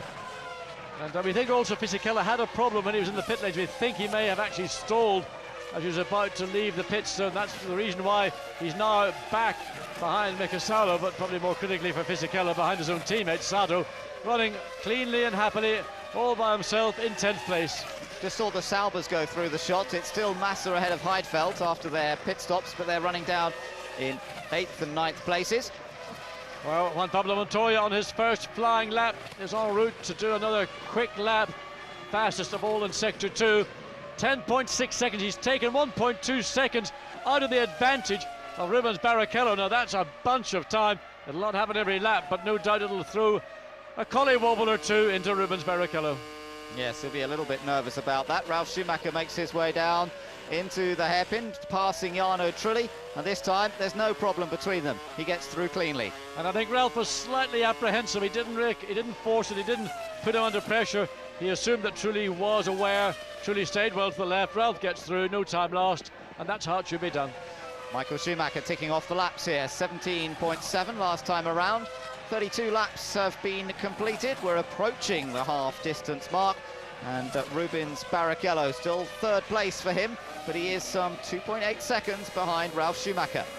Yes, coming out there on lap 33 of 67, so it is almost, you should say, half distance, and the battle for the lead between Michael Schumacher, Ralf Schumacher, Barrichello and Montoya has been a battle of wits as much as a battle in the pit lanes. This man, Schumacher, Ralf, lost out because of Jacques Villeneuve not being aware enough of what was happening in the pit lane, and Barrichello also charging, trying to run down the 3.3 seconds he is behind Ralf Schumacher. Montoya once again 1:16.693, not the quickest lap of the race, but the quickest lap of all the leading cars. The Saubers have swapped over again. Heidfeld's just overtaken Massa, and I don't know whether Massa has a problem, but he certainly seemed to lose a lot of speed to his teammate as they came through the hairpin. He was lapping faster in the last few laps, but suddenly Massa has to give way to his teammate. Yeah, on the last lap there was about 0.2 of a second, but Massa now clearly running. Look, here you see the two Saubers side by side down into the hairpin bend. Just to let you know, we've got information coming through that Jarno Trulli has picked up a drive-through penalty for not obeying the blue flag signals. Yes, and that was primarily because of the issue with Ralf Schumacher. He should have let him through on the pit straight. It wouldn't have cost him any time. He's not really in the race today. Nevertheless, the penalty is if you don't obey the blue flags and the blue light, the warning light in your car, and if you go past it more than 3 times, then you will receive that drive-through penalty. Yes, and he's getting the blue flag again, but he's coming in anyway to take that drive-through. So here he comes, and Jarno Trulli, it's just been a horrible afternoon for him. The Renault not having the race pace they hoped for. Juan Pablo Montoya, under 10 seconds to Rubens Barrichello. Now it's down to 9 seconds. It was 9.5, down to 9 seconds. Barrichello that lap 17.8, Montoya 17.3. The charge is on, and we're now just at the half distance of the 67-lap Grand Prix. Meanwhile, Michael Schumacher's got some more traffic to deal with himself as he comes out of the hairpin. Takuma Sato is the yellow car just ahead, and the Japanese driver looking for another finish gets very well out of the way there and causes no problems at all. Looking through this new section, out through the right-hander there, you can see the car really drifting out towards the edge of the track, and Schumacher now turning into the Ajip turn, the one that brings them back in front of the massed grandstands. The top 3 have certainly separated a little more. There's 3.3 seconds first to second, and then another 4 seconds back to Barrichello in 3rd place. Well, this is the reason for the blue flag. This happened somewhere lap way back and now about lap 27, 28. There's the hand comes out, the wave of the fist, and Jarno Trulli, I think, well and truly knew once he'd seen that he should have let them pass at this part of the racetrack coming into turn 1, and he pays the price. 10-second stop-go penalty, and no doubt even worse from Flavio Briatore after this race. Both McLarens are still running in the top 6. Kimi Räikkönen is currently in 5th place. David Coulthard is 6th. In fact, Coulthard just putting in a fastest personal best time to the first sector, so he's still on a bit of a roll, but they're running 5th and 6th, and their pace is not that good. They're certainly not on the same pace as Williams at this race, and it's funny how things go at Manicourt. McLaren seem to have the edge over Williams. Here, clearly, Williams have got the edge over McLaren. Yes, and I think that the big difference between the two circuits is the nature of the corners. There's no long, very testing corner like Grand Curb or going through Estoril, which was really hurting the Williams team. Here it's very much more a question of point and squirt. This very flick, almost right-hander, turn 7, doesn't load the car up particularly, certainly in no way compared to Manicourt. Felipe Massa still running, and there we are with David Coulthard, currently running 6th, as I say, an 18.2 on that last lap, so it's not too bad, but comparing to a 17.4 for the leaders. But he's closing up to Kimi Räikkönen. The gap by the lap, he's a second a lap faster that last lap. Whether Räikkönen has a problem or he's just catching his breath, the gap was 8.3 seconds on lap 35. It's now 7.3 seconds on lap 36. So we're riding with David through the hairpin. Glance in his mirrors. Well, there shouldn't be a lot in his mirrors because his teammates, or in fact, his teammates ahead of him, and Olivier Panis behind him, some 16 seconds behind him. So there's really no one to look out for except the leaders when they come up next time. And actually, it's not that far away. Michael's just going around the hairpin at the moment. No, a bit of an ignominy for the team to find themselves before the end of the race facing the prospect of being lapped by race leader. Ron Dennis did tell us prior to the race that he thought that their strategy and tyre choice would come to them. They know their car is easy on tyres. They were buoyed up by that fine performance last weekend. Well, this weekend, not so the case, but they've still got 31 laps remaining of this 67-lap Grand Prix, and let's not play it out too early. The computer prediction just showing us there that he is closing on his teammate Räikkönen. 6.5 seconds the gap between the two of them now, and Coulthard definitely catching up to his teammate. Well, Räikkönen's running in the 119s. In fact, the last lap, 119.4, was 2/10 slower than his previous lap, and that gap between... Räikkönen's got a puncture, I believe, left rear it is. That's the reason why Kimi Räikkönen was losing time. The left rear, he's picked up something, no doubt, in the tyre eventually. Has just said, I've had enough, and cried, and that's what you see. Look at it, look, watch that left rear, and it already has gone down. Well, that was somehow or other he'd picked up a puncture. The tyre eventually loses the pressure, it superheats, and eventually it just says enough. So huge disappointment for Kimi Räikkönen and his chances of maintaining that 5th place. No, and that's a big lock-up, shame. and that's it there. Well, that's the tyre, in fact, rather than the lock-up. Down at the hairpin bend. They do look very warm, those rear tyres, John. If you wore that one, look at the one on the other side. Take it easy, Kimi. All you're going to do is tear the rear of the car and the suspension apart. He's got to stay out of the way as race leader comes through. Look at the bits of rubber. 3 wheels on my wagon, and it's all over the place. Into the gravel he goes. He's got nothing he can do about it at all. No grip on that side of the car. The yellows come out. Good aerodynamics for the aerodynamicist. Got a good idea of how the underbody and the diffuser on the McLaren works. Replay that one a few times, guys. You might learn something. He's got a left-hander coming up. At least he might be able to make it round there. But the two corners coming back into the pits are going to be hard work because they're two right-handers. Here was the moment where the tyre really started to shred. Watch for the bits of rubber here. They started flying off big time. There we go. Oh, and Trulli's out. Well, what has Jarno Trulli done? And that, we're looking to see that's down in the Sachs curve, in fact, and just putting Jarno Trulli out of his misery. It's been an unhappy afternoon for the Italian, and off at the Sachs curve. Looks a fairly unforced issue. So just parks the car gently into that tyre barrier, jumps out. There we see Räikkönen gets back into the pits. Difficult to get the jack under that rear. Brand new set of tyres go on. Fuel goes in. Changes the strategy for the McLaren. Well, you have to check that left. That left rear still being checked to make sure there's no damage to any of those suspension components. It's critical. Now, if Kimi came in too quick, well, he's out of the pits. They had to have a look and make sure there was no damage.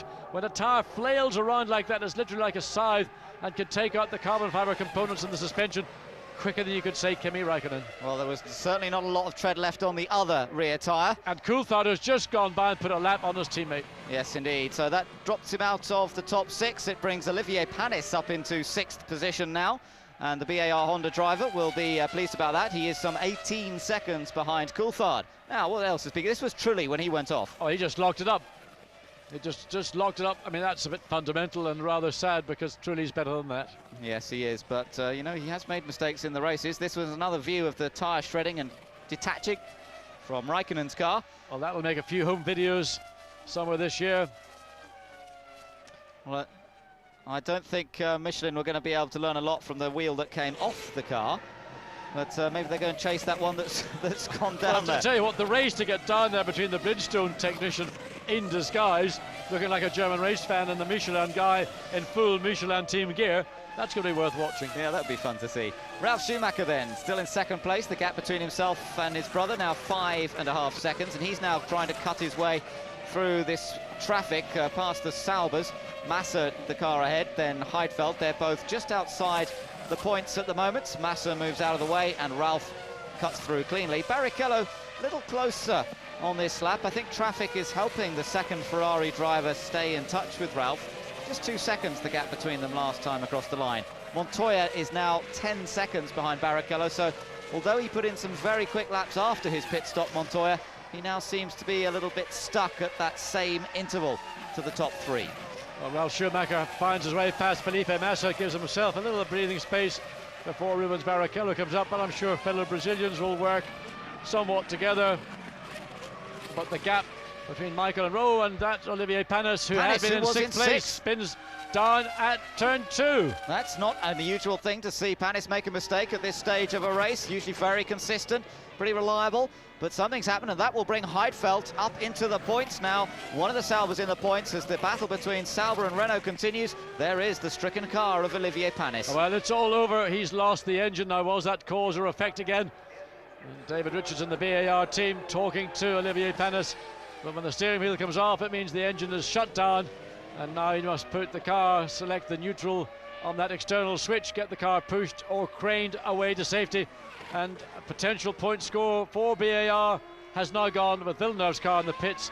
Olivier Panis out down at turn 6. Oh, that is so disappointing. Turn 2. Turn 2. He's been running so well all weekend and looked confident. And we don't know exactly what caused it, whether it was a mechanical issue that pitched him into a spin or whether it was a mistake. We might get a chance to see.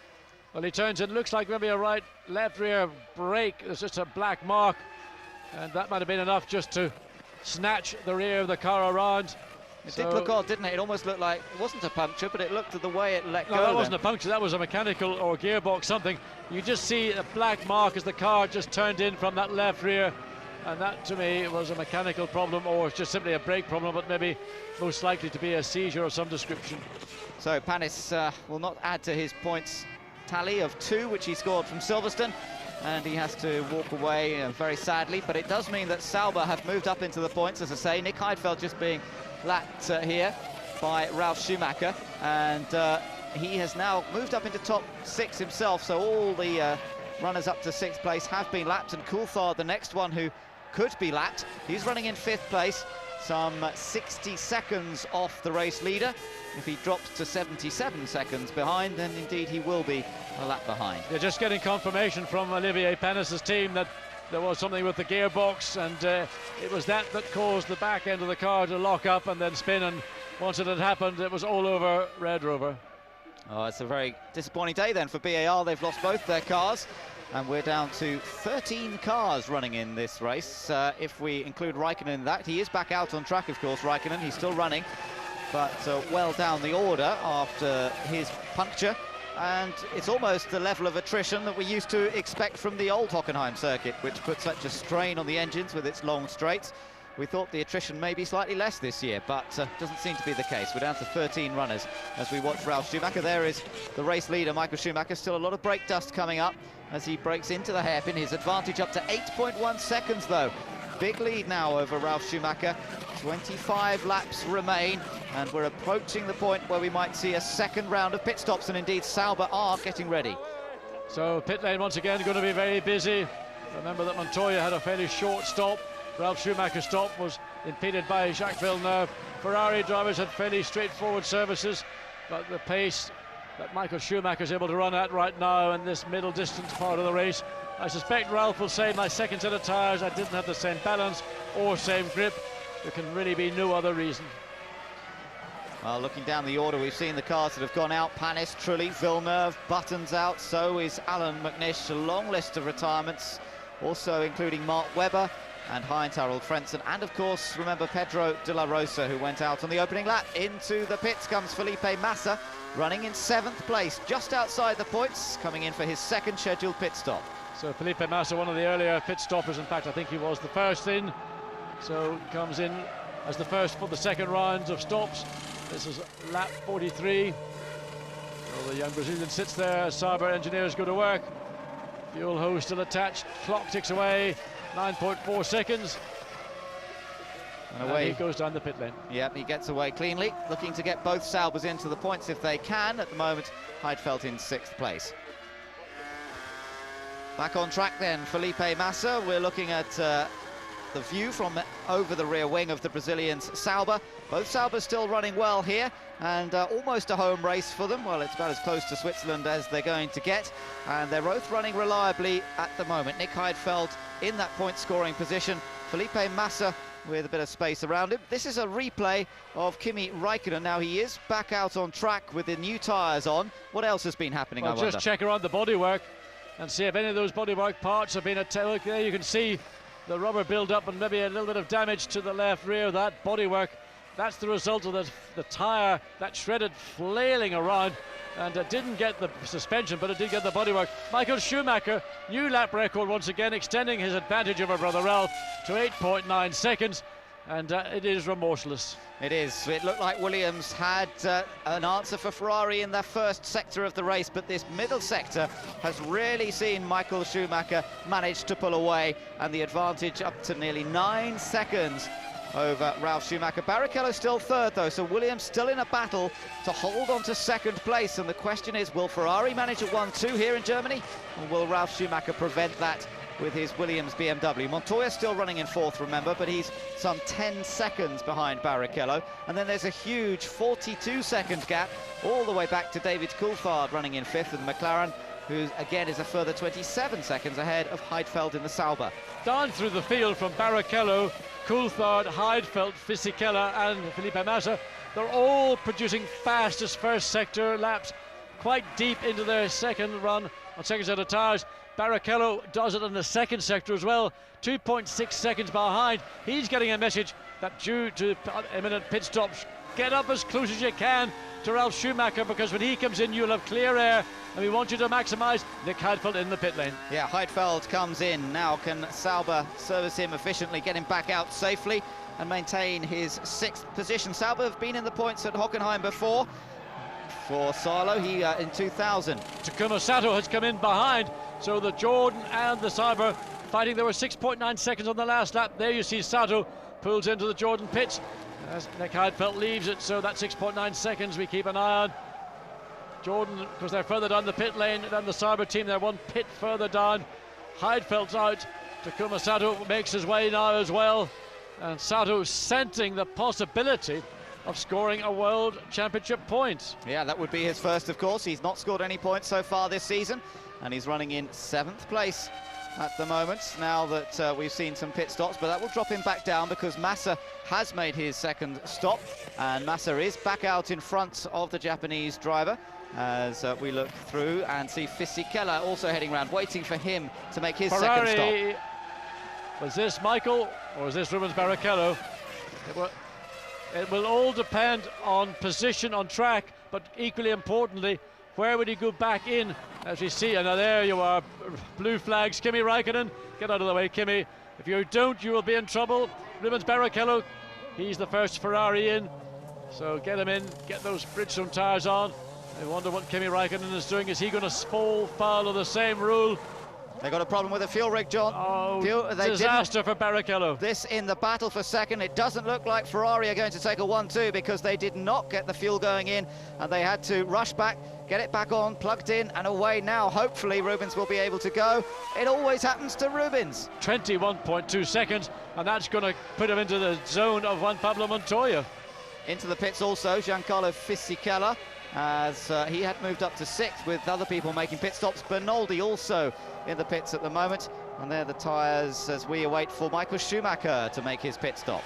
So Rubens goes back out, and he will be wondering, what have I done? What have I done to deserve this? I worked tirelessly for Ferrari, and whenever something goes wrong, it goes wrong for me. Michael Schumacher in the pit lane. So he comes in with a 9.6 second advantage over Ralf Schumacher. That's a good, comfortable distance, so he can afford to just take his time a little bit.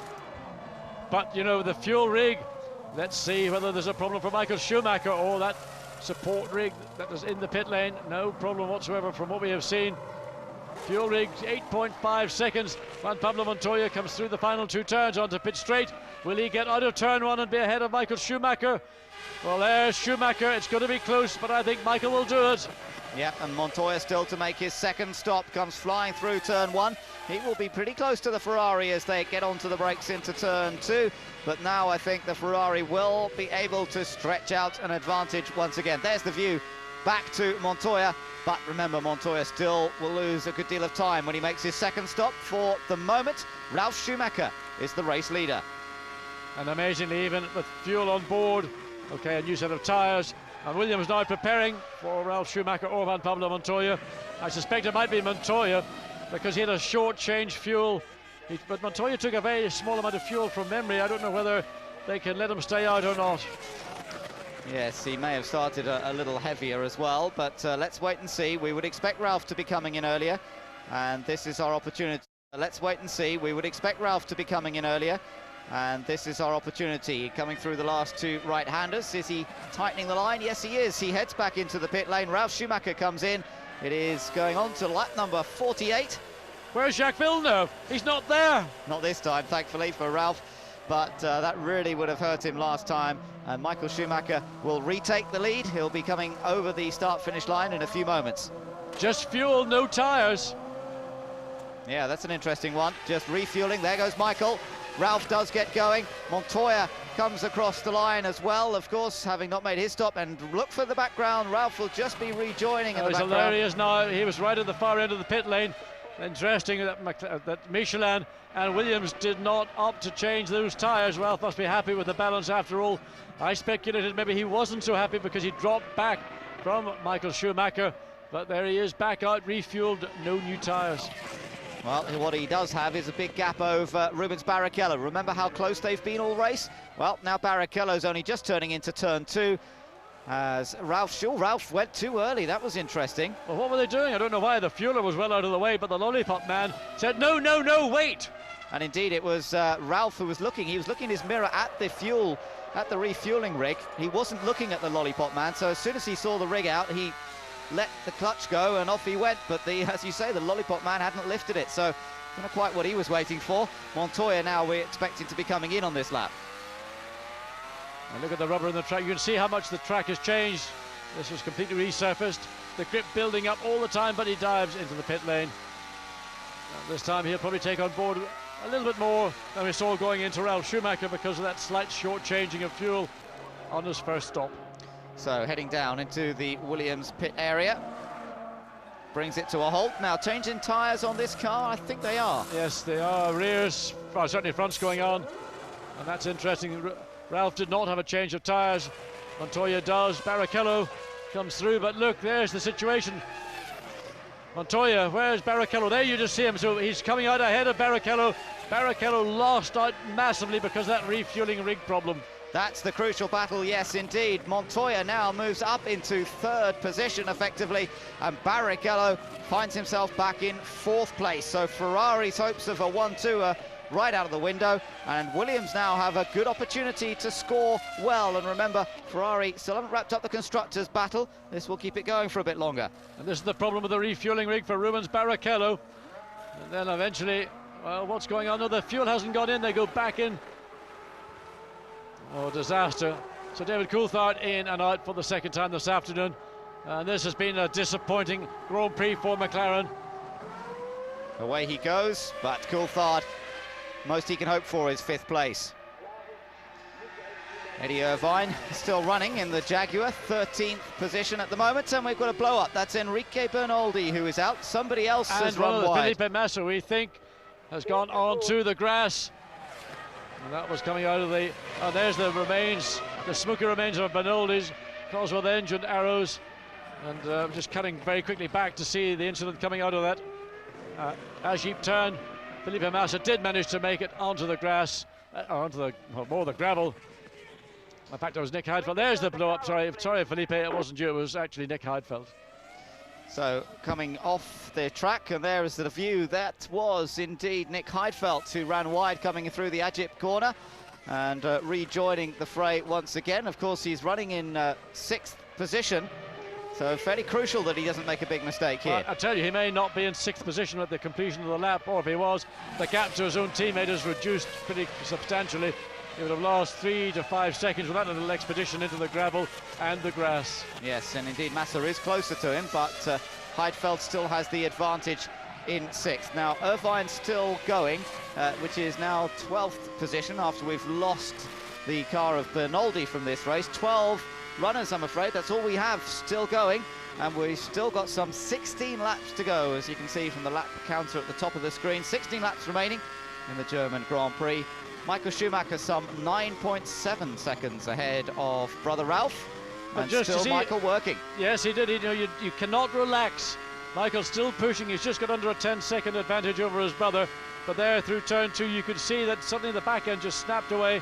So he's now running in the 118s, the 1 low 18s. Ralph in the high 117s. Montoya is the man, if anyone, on the charge, running of 17.0. But of course, 22 seconds behind Michael, 13 seconds behind Ralph.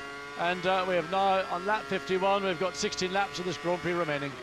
Yes, he's only about 6 or 7 seconds behind Coulthard now in terms of lapping the McLaren. So that's a great disappointment after they had a possible victory last time out, beating this man Michael Schumacher with Kimi Raikkonen and Manny Kuren. Of course, Coulthard was third. A fantastic day in France for the McLaren team, but it's not that way at all here. Raikkonen suffering a blowout. He is still running, but he's down in 11th. And David Coulthard just not really able to drag much performance out of his car. He's in 5th. Interesting, Michael again short shifting. We saw that early in the race from others. He's doing the same thing, just maintaining a comfortable rhythm around the 1 minute 18.0. Not being challenged particularly, though. The team will tell him that Ralph did take 0.4 of a second. In fact, it was 0.3 of a second at the end of lap 52. So Ralf Schumacher getting the hurry up from the Williams team. And there are the championship battle for that second place, if it remains as it is right now at the end of this race. Yes, the figures in the white boxes showing what the points situation would be with Montoya and Schumacher. Ralph, that is, would be tied in second place on 38 points, and Barrichello dropping back slightly. Well, we have to see. Both Williams have yet to make it to the finish of this Grand Prix, and they have had their reliability issues at times during this season, remember. So they've still got to count off the 15 laps to get the 2 spots on the podium. Well, for all those fans of Sauber, you've got their 2 drivers, Heidfeld and Massa, fighting away like a pair of ferrets in a bag.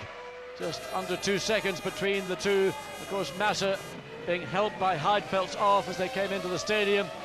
So Felipe Massa battling away for that last point. Heidfeld 6th, Felipe Massa 7th. Yes, that's going to be a tussle to the end of the Grand Prix, although Peter Sauber will be very strict that they don't actually take one another off. That would be a complete disaster, as all the points are so crucial at this stage of the season. Irvine gamely continuing with the Jaguar. There is Ralf Schumacher in second place. There's still that gap, much the same between Michael and Ralf. It's 9.4 seconds as they cross the line this time. Let's just ride on board with Ralf for a moment. Well, around turn 6.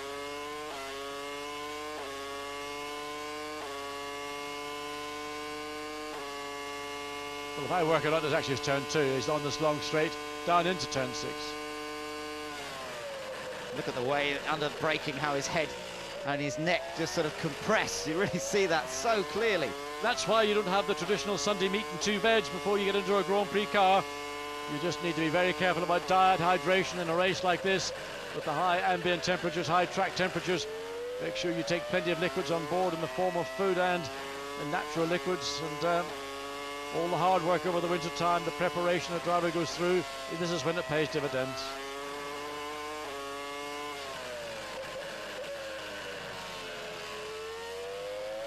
You can almost see his head he's forcing his head to the vertical to avoid the severe loads, even in a low-speed corner like the Sachs curve. Yes, and of course nowadays these cars are running because of the new layout of track, a lot more downforce through this section, so they're generating a lot more sideways G-force, particularly this corner, quite fast right-hander, where this leads back down towards the new section. So we've ridden on board with Michael, we've ridden on board with Ralf, but they still have a 10-second gap between the two of them. Is it banana time? No, it's not banana time for Ross Brawn. It's a drink of water time as he waits to see whether this is going to be yet another victory for Ferrari. Looking for win number 154, they are. And of course, Michael Schumacher looking for only his second victory at Hockenheim and his first driving a Ferrari. Well, everything right now looks as sweet as a nut for Michael Schumacher. He's used that pole position to full advantage, pulled away very quickly from his brother Ralf, and then the lap times and his advantage over Ralf has hovered around the 9.5, 10 seconds varies.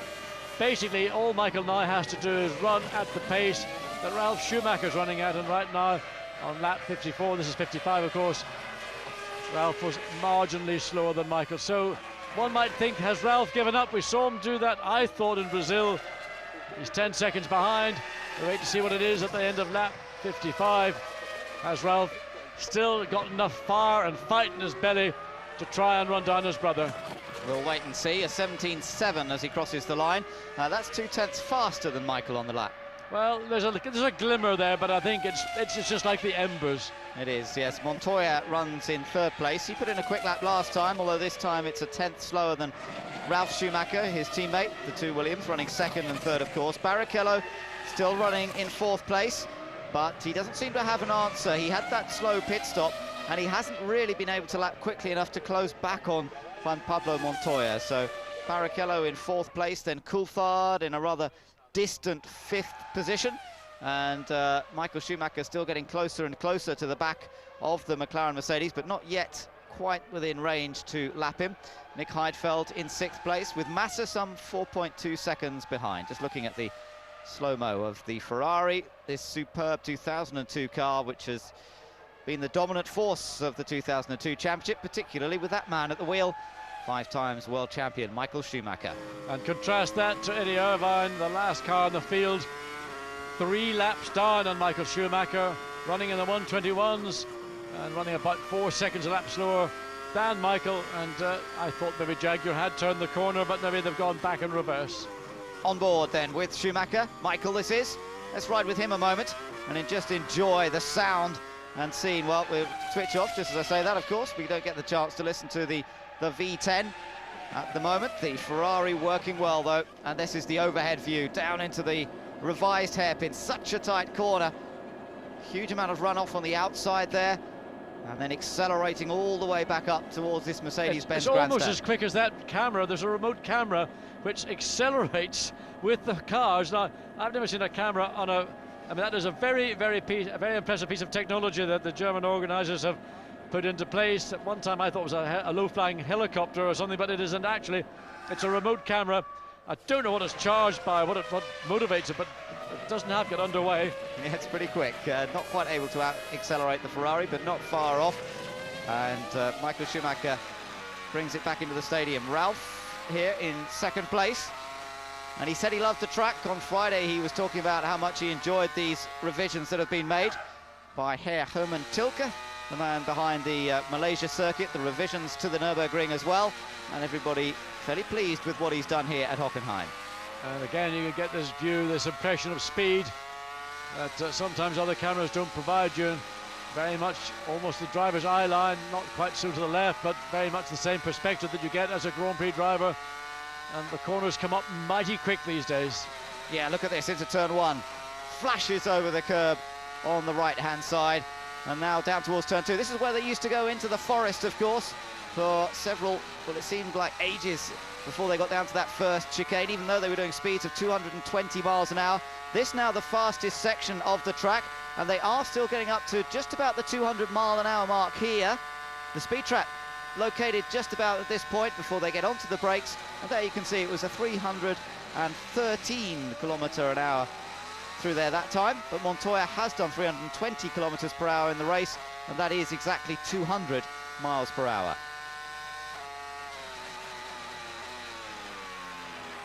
Now listen to it through the next section. Feathers the throttle and then back hard on it.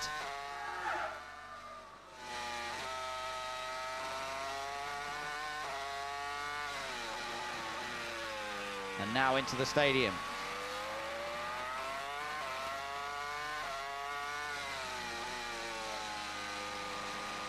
Beautiful sound of the crisp gear changes, those automatic gear changes. They can be done manually by the driver from the paddles behind the steering wheel, but they can also just be set automatically to change up and down at the various points around the track. And very crisp, very fast. It's amazing how quickly these systems change gear.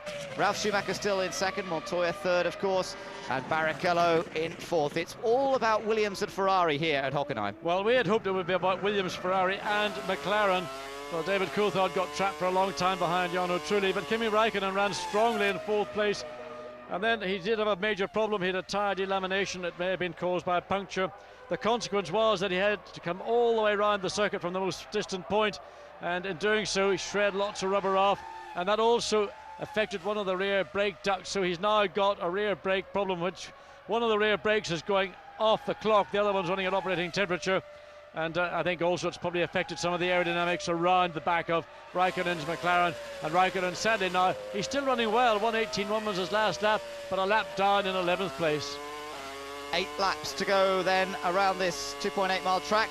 And Eddie Irvine's going very slowly indeed in the closing stages of the Grand Prix. And he looks to be in trouble. De La Rosa went out of the first lap.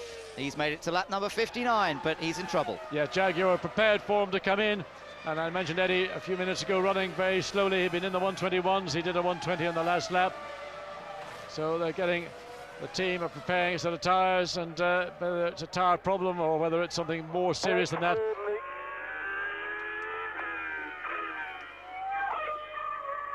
And Eddie just does everything possible to get out of the way, which of course is what you should do.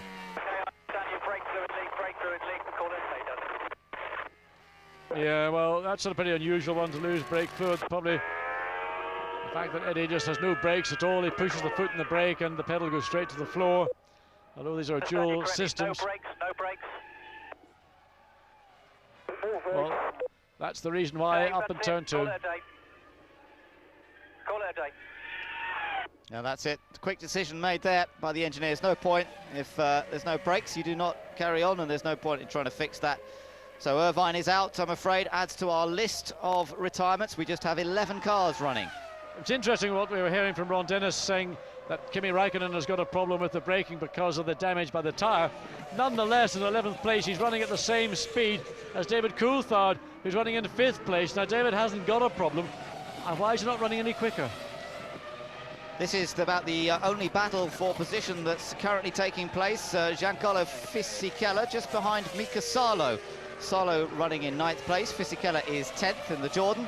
It did look good for him to score points today, having started in 6th position on the grid, but that slow pit stop, he had a big problem in one of the pit stops, really dropping him back down the order, and that's why he's now behind the Toyota of Salo.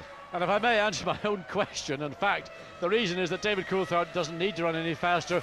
He's some 43 seconds ahead of Nick Heidfeld in 6th, and David himself is some 45 seconds behind Rubens Barrichello. So quite simply, all David is doing is going through the motions, counting the laps down, and just doing the best he can. But Raikkonen's still young and keen and doing the best in spite of a rear brake problem. Yes, indeed, but Raikkonen down in 11th place, so there's not much prospect, I'm afraid, of him scoring any points. Riding in trouble. Fisichella's in trouble. You heard it, you saw it as it happened. And as he reports on the radio, he has no engine, and there's the proof. And I mean, that is what live television on board is all about. Sad for Fisichella, disappointing for Honda. And Giancarlo Fisichella, having been a star in qualifying, starting in the 3rd row of the grid in 6th position, climbs out of his Jordan. And, well, he was only in 10th place at the time. Takuma Sato now carries the shoulder of responsibility for the team, but in 8th place, 9.7 seconds behind Massa in 7th, and well, he's some 15 seconds away from getting a point.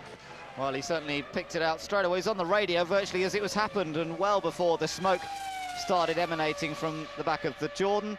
We have just one Honda-powered car left out of the 4 that started this Grand Prix, and that is Takuma Sato, currently running in 8th position. Well, everybody outside the top 4 is now a lap down as we ride with Nick Heidfeld, the last of the point scorers, in 6th place. And, oh, not an off. There's an off. That's Mark Webber. No, it's one of the McLarens, John. It's Raikkonen. It's Raikkonen, well, who's gone off. Is that the result of the brake problem? That's in turn, the final turn, the south curve, coming onto pit straight. And I just saw the back wing, the black back wing, and Kimi Raikkonen. Look at the look in the faces of the entire McLaren team in the garages, saying, well, you know, why was he doing that? He didn't have a problem and he wasn't under threat. All we wanted him to do was bring the car home. Well, give him marks for trying. Yeah, and of course, this just shows how Grand Prix racing can lift you so high one week. 2nd place and nearly the Grand Prix win at Manicourt, and this time he's out of the race. And indeed, it's interesting, looking down in the pit lane, Williams are preparing for a stop now. I wonder what that's all about. Well, there we see Kimi well and truly backwards before he gets to the Sud curve. And that barrier very close to the edge of the track. Claimed Rubens Barrichello. And, well, not many serious damage to the car. As you see, his foot hard on the brakes. And there the gravel not doing very much to slow the car down. Wallops the right rear, but this is the Williams team.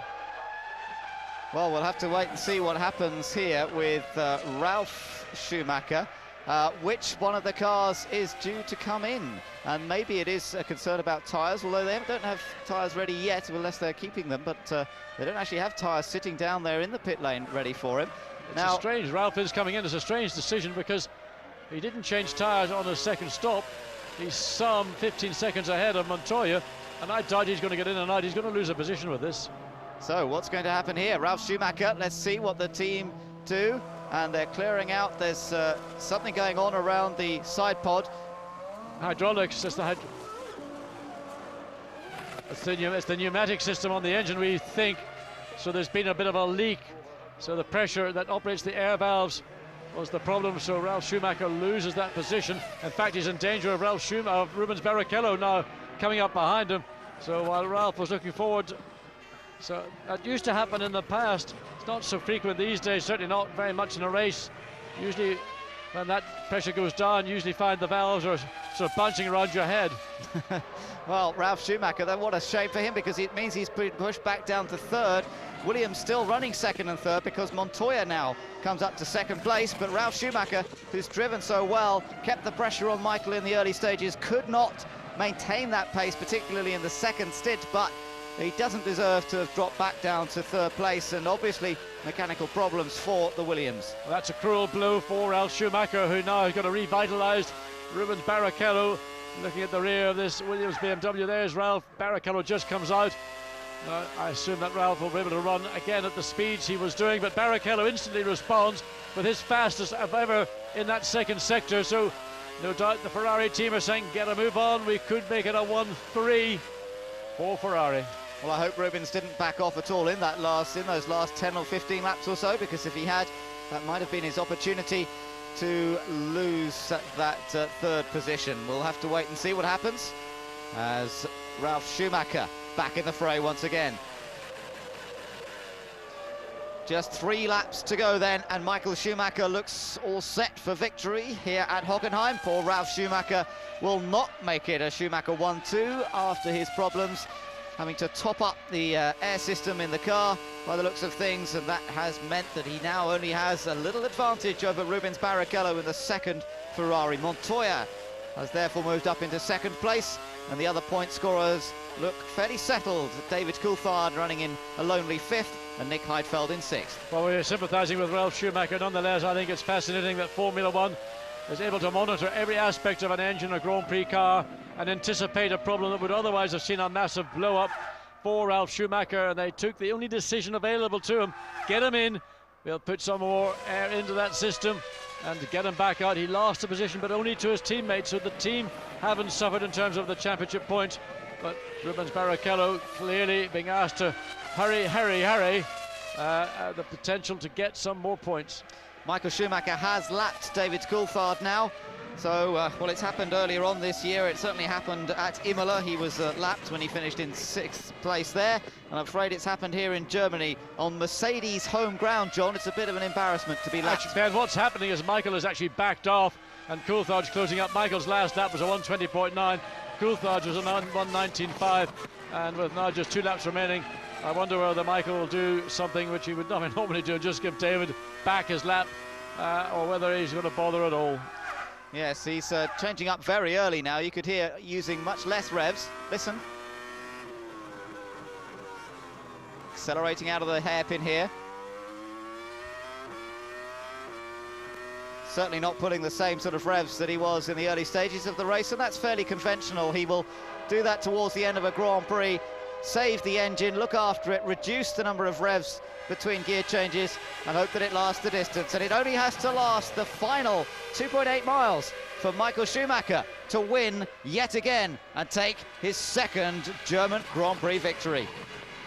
And Michael Schumacher comes into turn 2, a corner that caught many people out the scene of a lot of action, a lot of it due to mechanical failures, as Willy Weber the manager of Michael Anralth, calculates what this is going to mean to the future for the family, and no doubt another deal will be on the way to being concluded as Willie flies back home to his home in Stuttgart. It's record equaling time once again for Michael Schumacher. This will be his 9th win of the season, to match a record that he himself has established several times, and Nigel Mansell, the only other driver to have achieved that. 9 wins in one season, and we still have 5 Grand Prix to go. Surely that is another record that will go to Michael Schumacher this season. But what matters for him at the moment is that it's happening here at Hockenheim in front of his adoring fans. The last few corners to finish off, and Michael Schumacher can celebrate his 5th world title taken in France with yet another victory here at Hockenheim. The last right-hander, the fist in the air already to punch his way through. It's the last lap, the last checkered flag. The checkered flag comes out and Michael Schumacher wins in Germany. David Coulthard a lap down, unfortunately taking the line in 5th position. But Michael is the winner, and the fans are over the moon about that. It's not a 1-2 for Ferrari. Montoya takes 2nd place, Ralf Schumacher 3rd. Super race is pretty tough. Well, Ross Brawn, yes, talking to Michael Schumacher. Rubens Barrichello comes across the line in 4th. Oh, sorry for Rubens and Ralph, was a shame. Fantastic done. Again, Well done, Michael. huge emotion Next to me, trying in his to voice. explain to me what's going on. Fucking hell. What a tough first stint, I tell you. Ooh, hard work. Well, as we anticipated, it was a hard Grand Prix, and Michael confirms it.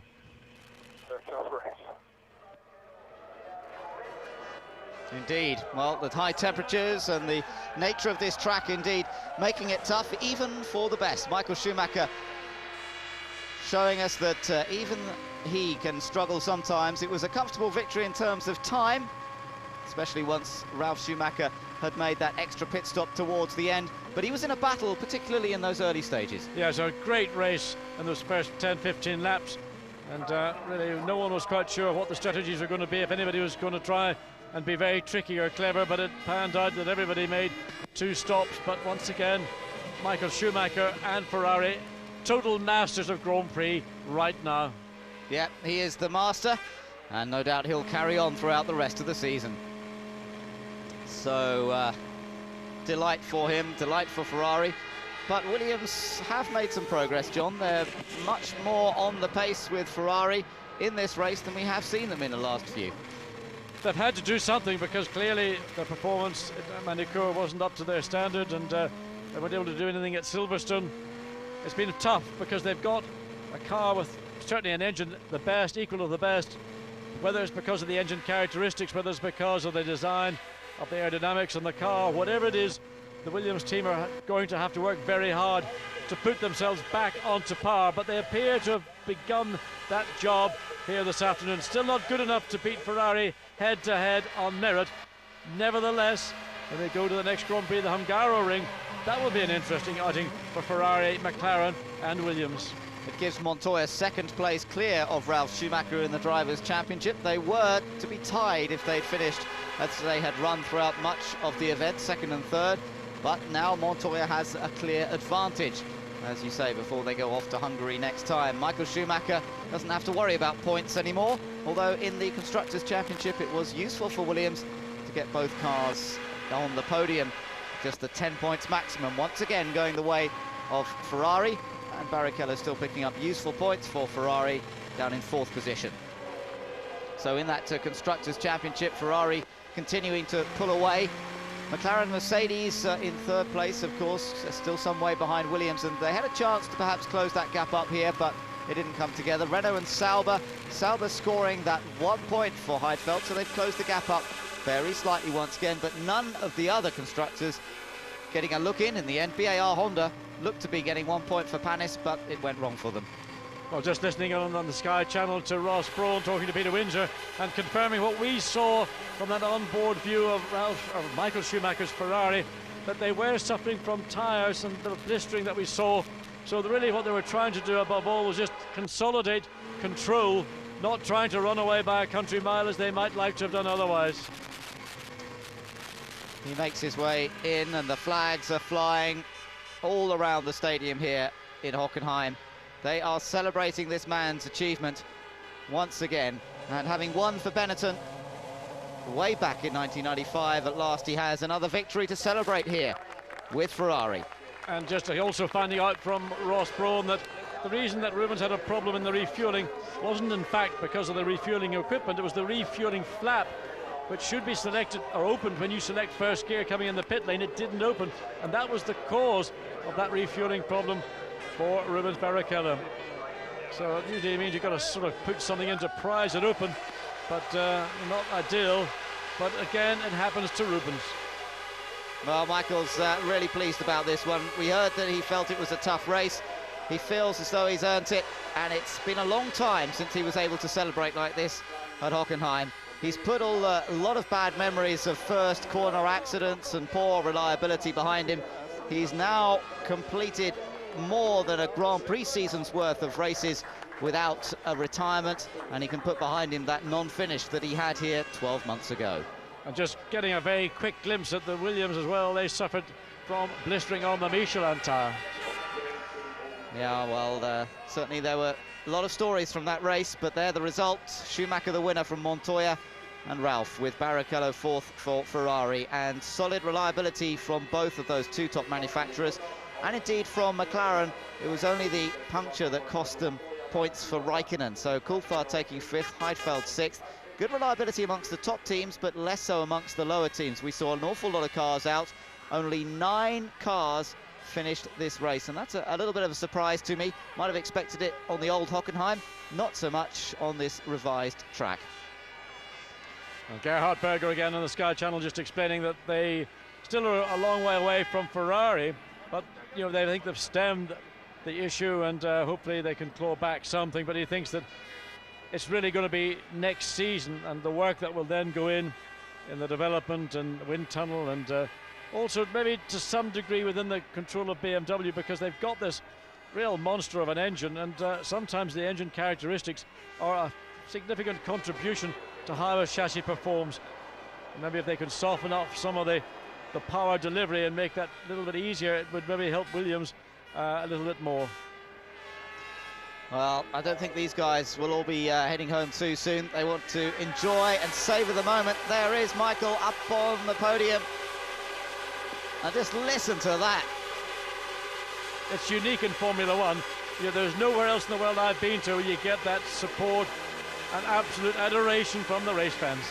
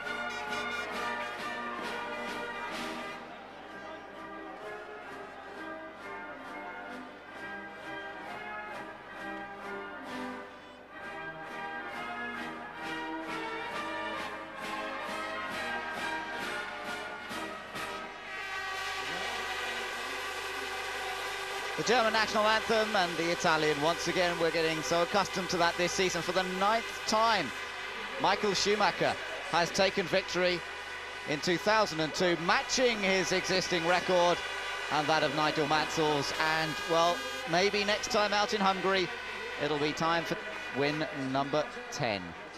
A lot of people managing to get onto the track, a bit of an invasion taking place of the track itself, which might not be viewed too happily by the authorities, the racing authorities. Second place for Montoya. Well, his lady there certainly very happy about that, but it was, of course, going to be third until problems for this man, Ralf Schumacher. In the end, Williams having to settle for second and third. They really didn't quite have the answer to Ferrari, but they were very much closer than they have been in the last few Grand Prix. But what does it take to beat this man? That's the question. He is the best in the world, and he's driving for currently the best team in the world. Well, it's a bit of a daunting question, and there's no real encouraging answer, because Michael Schumacher and Ferrari have got every reason to believe that there's nothing going to stop them continuing on next year, taking a 6th Drivers' World Championship, winning the Manufacturers' Championship again, and with suggestions that Michael might actually extend his contract from 2004 through to 2006. Well, who would want to be a Grand Prix driver these days in the Michael Schumacher era?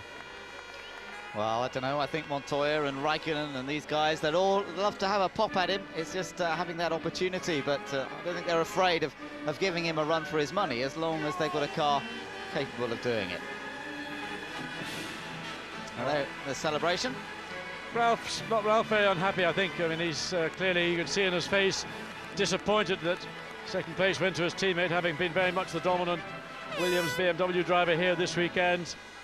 But we'll go into the press conference in a few moments and we'll get their version, 3 different versions indeed, of this weekend's German Grand Prix.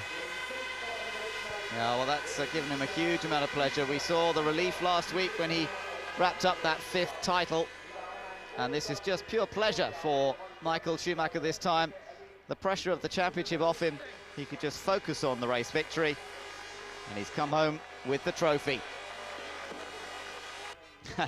And Rostel, great smile, good work from the team today. Barrichello it didn't work out for, and that just that little incident with the fuel flap not opening. On such things can races be won or lost, or indeed a podium finish be lost, and that's what happened to Barrichello here today. Well, Michael gets a bit of splash back. It's not a very good idea to literally pour champagne down your throat from that angle and that volume. Well, what the hell does it matter? He's done a stunning job. He's won his Grand Prix.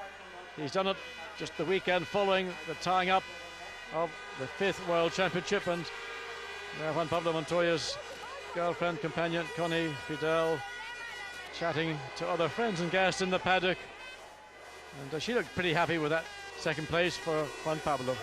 Well, it brings him into second place in the championship, and I'm sure that'll give him reason to cheer, but it was somewhat inherited after the problems for his teammate Ralph. But there again, that's the way it goes, and how many times have drivers had problems and dropped out of the race entirely, and through the action that the Williams team took, they were able to get Ralph to finish this Grand Prix, and that was the crucial thing. Still get onto the podium. It could easily have been a non-finish entirely for Ralph. Yes, and this issue about the air valves, and there's a little cylinder on board the car which is filled up, and that keeps the air valve actuated, but if there's a leak develops, then the air pressure goes down, and that's what the BMW engineers in the Williams pit were able to monitor, and they really had no option, because if they didn't bring him in, that car would not have finished. Well, the fans have got this chance to have a look around and see what's going on as the drivers make their way into the press conference, and in just a few moments we'll be hearing from the top 3, Michael Schumacher, Montoya and Ralf Schumacher. Let's just see how happy Michael is. Yeah, looking at those flags, the crowd, you'd think you're actually at the Italian Grand Prix at Monza. Almost. Well, let's go and join the top 3 now. Congratulations, gentlemen, an enormously long, hot and exciting German Grand Prix, with victory going to Michael Schumacher, second place to Juan Pablo Montoya, and third place to Ralf Schumacher. Michael, your 62nd win of your career, your 9th of this year, but you said yesterday after qualifying you really wanted to win the German Grand Prix for Ferrari. Now you've done it. Yeah, no, everybody knows that that hasn't been the case so far. in the 7 years I'm driving for Ferrari, and it's without words, honestly, because we have achieved so much in this year that it's amazing. I only thank God that He was giving me this opportunity. The team again did a fantastic job. It was a very tight battle today between Ralf and myself, and but I think the German fans really loved that, and it's a shame, obviously, what happened to Ralf. Would have been nice to have 2 Schumachers in first and second position, but I'm sure we get more opportunities maybe in future. Anyway, I'm more than thankful to have been able to achieve this result. Thank you. Now, you were saying something on your team radio on the slowing down lap about your first stint, because it really looked as though you had to push incredibly hard. You made a good start, but you were really, really right on the edge in those first 20 or so laps. Yeah, I think all of us today, we struggled a little bit with the temperatures. Tires started to blister quite a lot, and especially in the first stint. So I really had to fight very hard to sort of keep this advantage we had, and we started to lose it actually towards the end. So we were a bit concerned what would happen with the next set of tyres and so on. But thanks God, the tyres stayed together with the second and third set, and that was the base for the victory in the end. Michael, well done. Thank you very much. Juan Pablo, you were fighting early on with Kimi Räikkönen. That was one of the most exciting battles of the race. We saw you coming into the stadium side by side. How did you enjoy that? It was really good. I think, that really cost me most of my race. In the start, we went up the line really well, and then suddenly the car just broke down, and, Rubens pulled away and Kimi went by me, and I think that really cost me. Took me quite a few laps to go by him, then I went by him, and we started, I started doing the same pace of the guys in front of me. But it was just way far, way too back, and, sometimes it's better being lucky than good. But talking of luck, it was looking as though, even though you were just edging in on Rubens Barrichello, that you weren't going to get second place, and yet here you are sitting second because of Ralf having some disappointment right at the end. Yeah, at the end of the day, it's racing, and as I said, sometimes I've been in pole in the last 5 races, and out of the last 6 races, this is my best result, and I wasn't on pole, so. Well, there's a new approach. Thank you, Juan Pablo. Ralf, Michael said you were chasing him really hard, a long, hot afternoon, and then you had to make that extra pit stop at the end. No new tyres went on, no fuel went in. What was the team doing? Well, it was a very disappointing day for all of us, I think, for the team and myself. Everything went wrong, which could have done. I mean, I was held up by some guys with a blue flag. Couldn't do my pit stop because someone in front of me was so slow. And then at the end, we had to come in and to do just a safety stop because we were having a problem on the engine. It also looked as though you had a problem in your second stop when you tried to leave. There seemed to be a 2-part movement, a bit like the one that Juan Pablo had earlier this year. Yeah, there was a misunderstanding. Simply the lollipop wasn't quick enough, so I started to go without the lollipop being up. That's why I stopped again. Not your day, Ralf. Tough luck. Totally not. But anyway, I mean, here we are being second and third, good for the team. I mean, we have had worse weekends, I would say. Ralf, thank you. Back to you, Michael. An extra week between this Grand Prix and the next one in Hungary. You looking forward to that one? Yeah, certainly, because we have, I think, good reasons to celebrate, and I really look forward to have that time for my family, to take some time off and then just relax and take or recharge batteries for the last part of the season, which still we have to win the Constructor Championship, although it's a very comfortable position we're in, but still we have to do this, and races to do whatever is the point situation, championship situation, still is a big enjoyment, and I look forward to this, to have some more battles and fights. Michael, thank you very much. Now, Michael, Juan Pablo and Ralf, if you'd like to speak in a rather your own language, starting Ralf in that press conference, John. I can understand that. He obviously things did not go according to plan at all for him, but somewhat down at the end. Yes, very much so. I mean, I think he, first of all, being beaten by his teammate through really no fault of Juan Pablo Montoya's. And then you could see he would have accepted second place to Michael third place to Juan Pablo is not acceptable, and he was unlucky. He had truly caught in a bad place, truly paid the penalty for that with a drive-through penalty. Then he had other problems coming in the pit lane when Jacques Villeneuve was having a Sunday afternoon nap. And then, of course, that problem with the engine, which he didn't go into detail with, but was basically related to the L valve, the reserve bottle they have. They run out of pressure, basically. So it was potentially a second place, and you never know, might have pushed Michael harder, and ends up being a third place. Well, that's the way it goes, as Montoya said, to a certain extent. He's had his problems as well, but a shame on German soil for the Schumacher brothers not to be able to celebrate a 1-2 finish.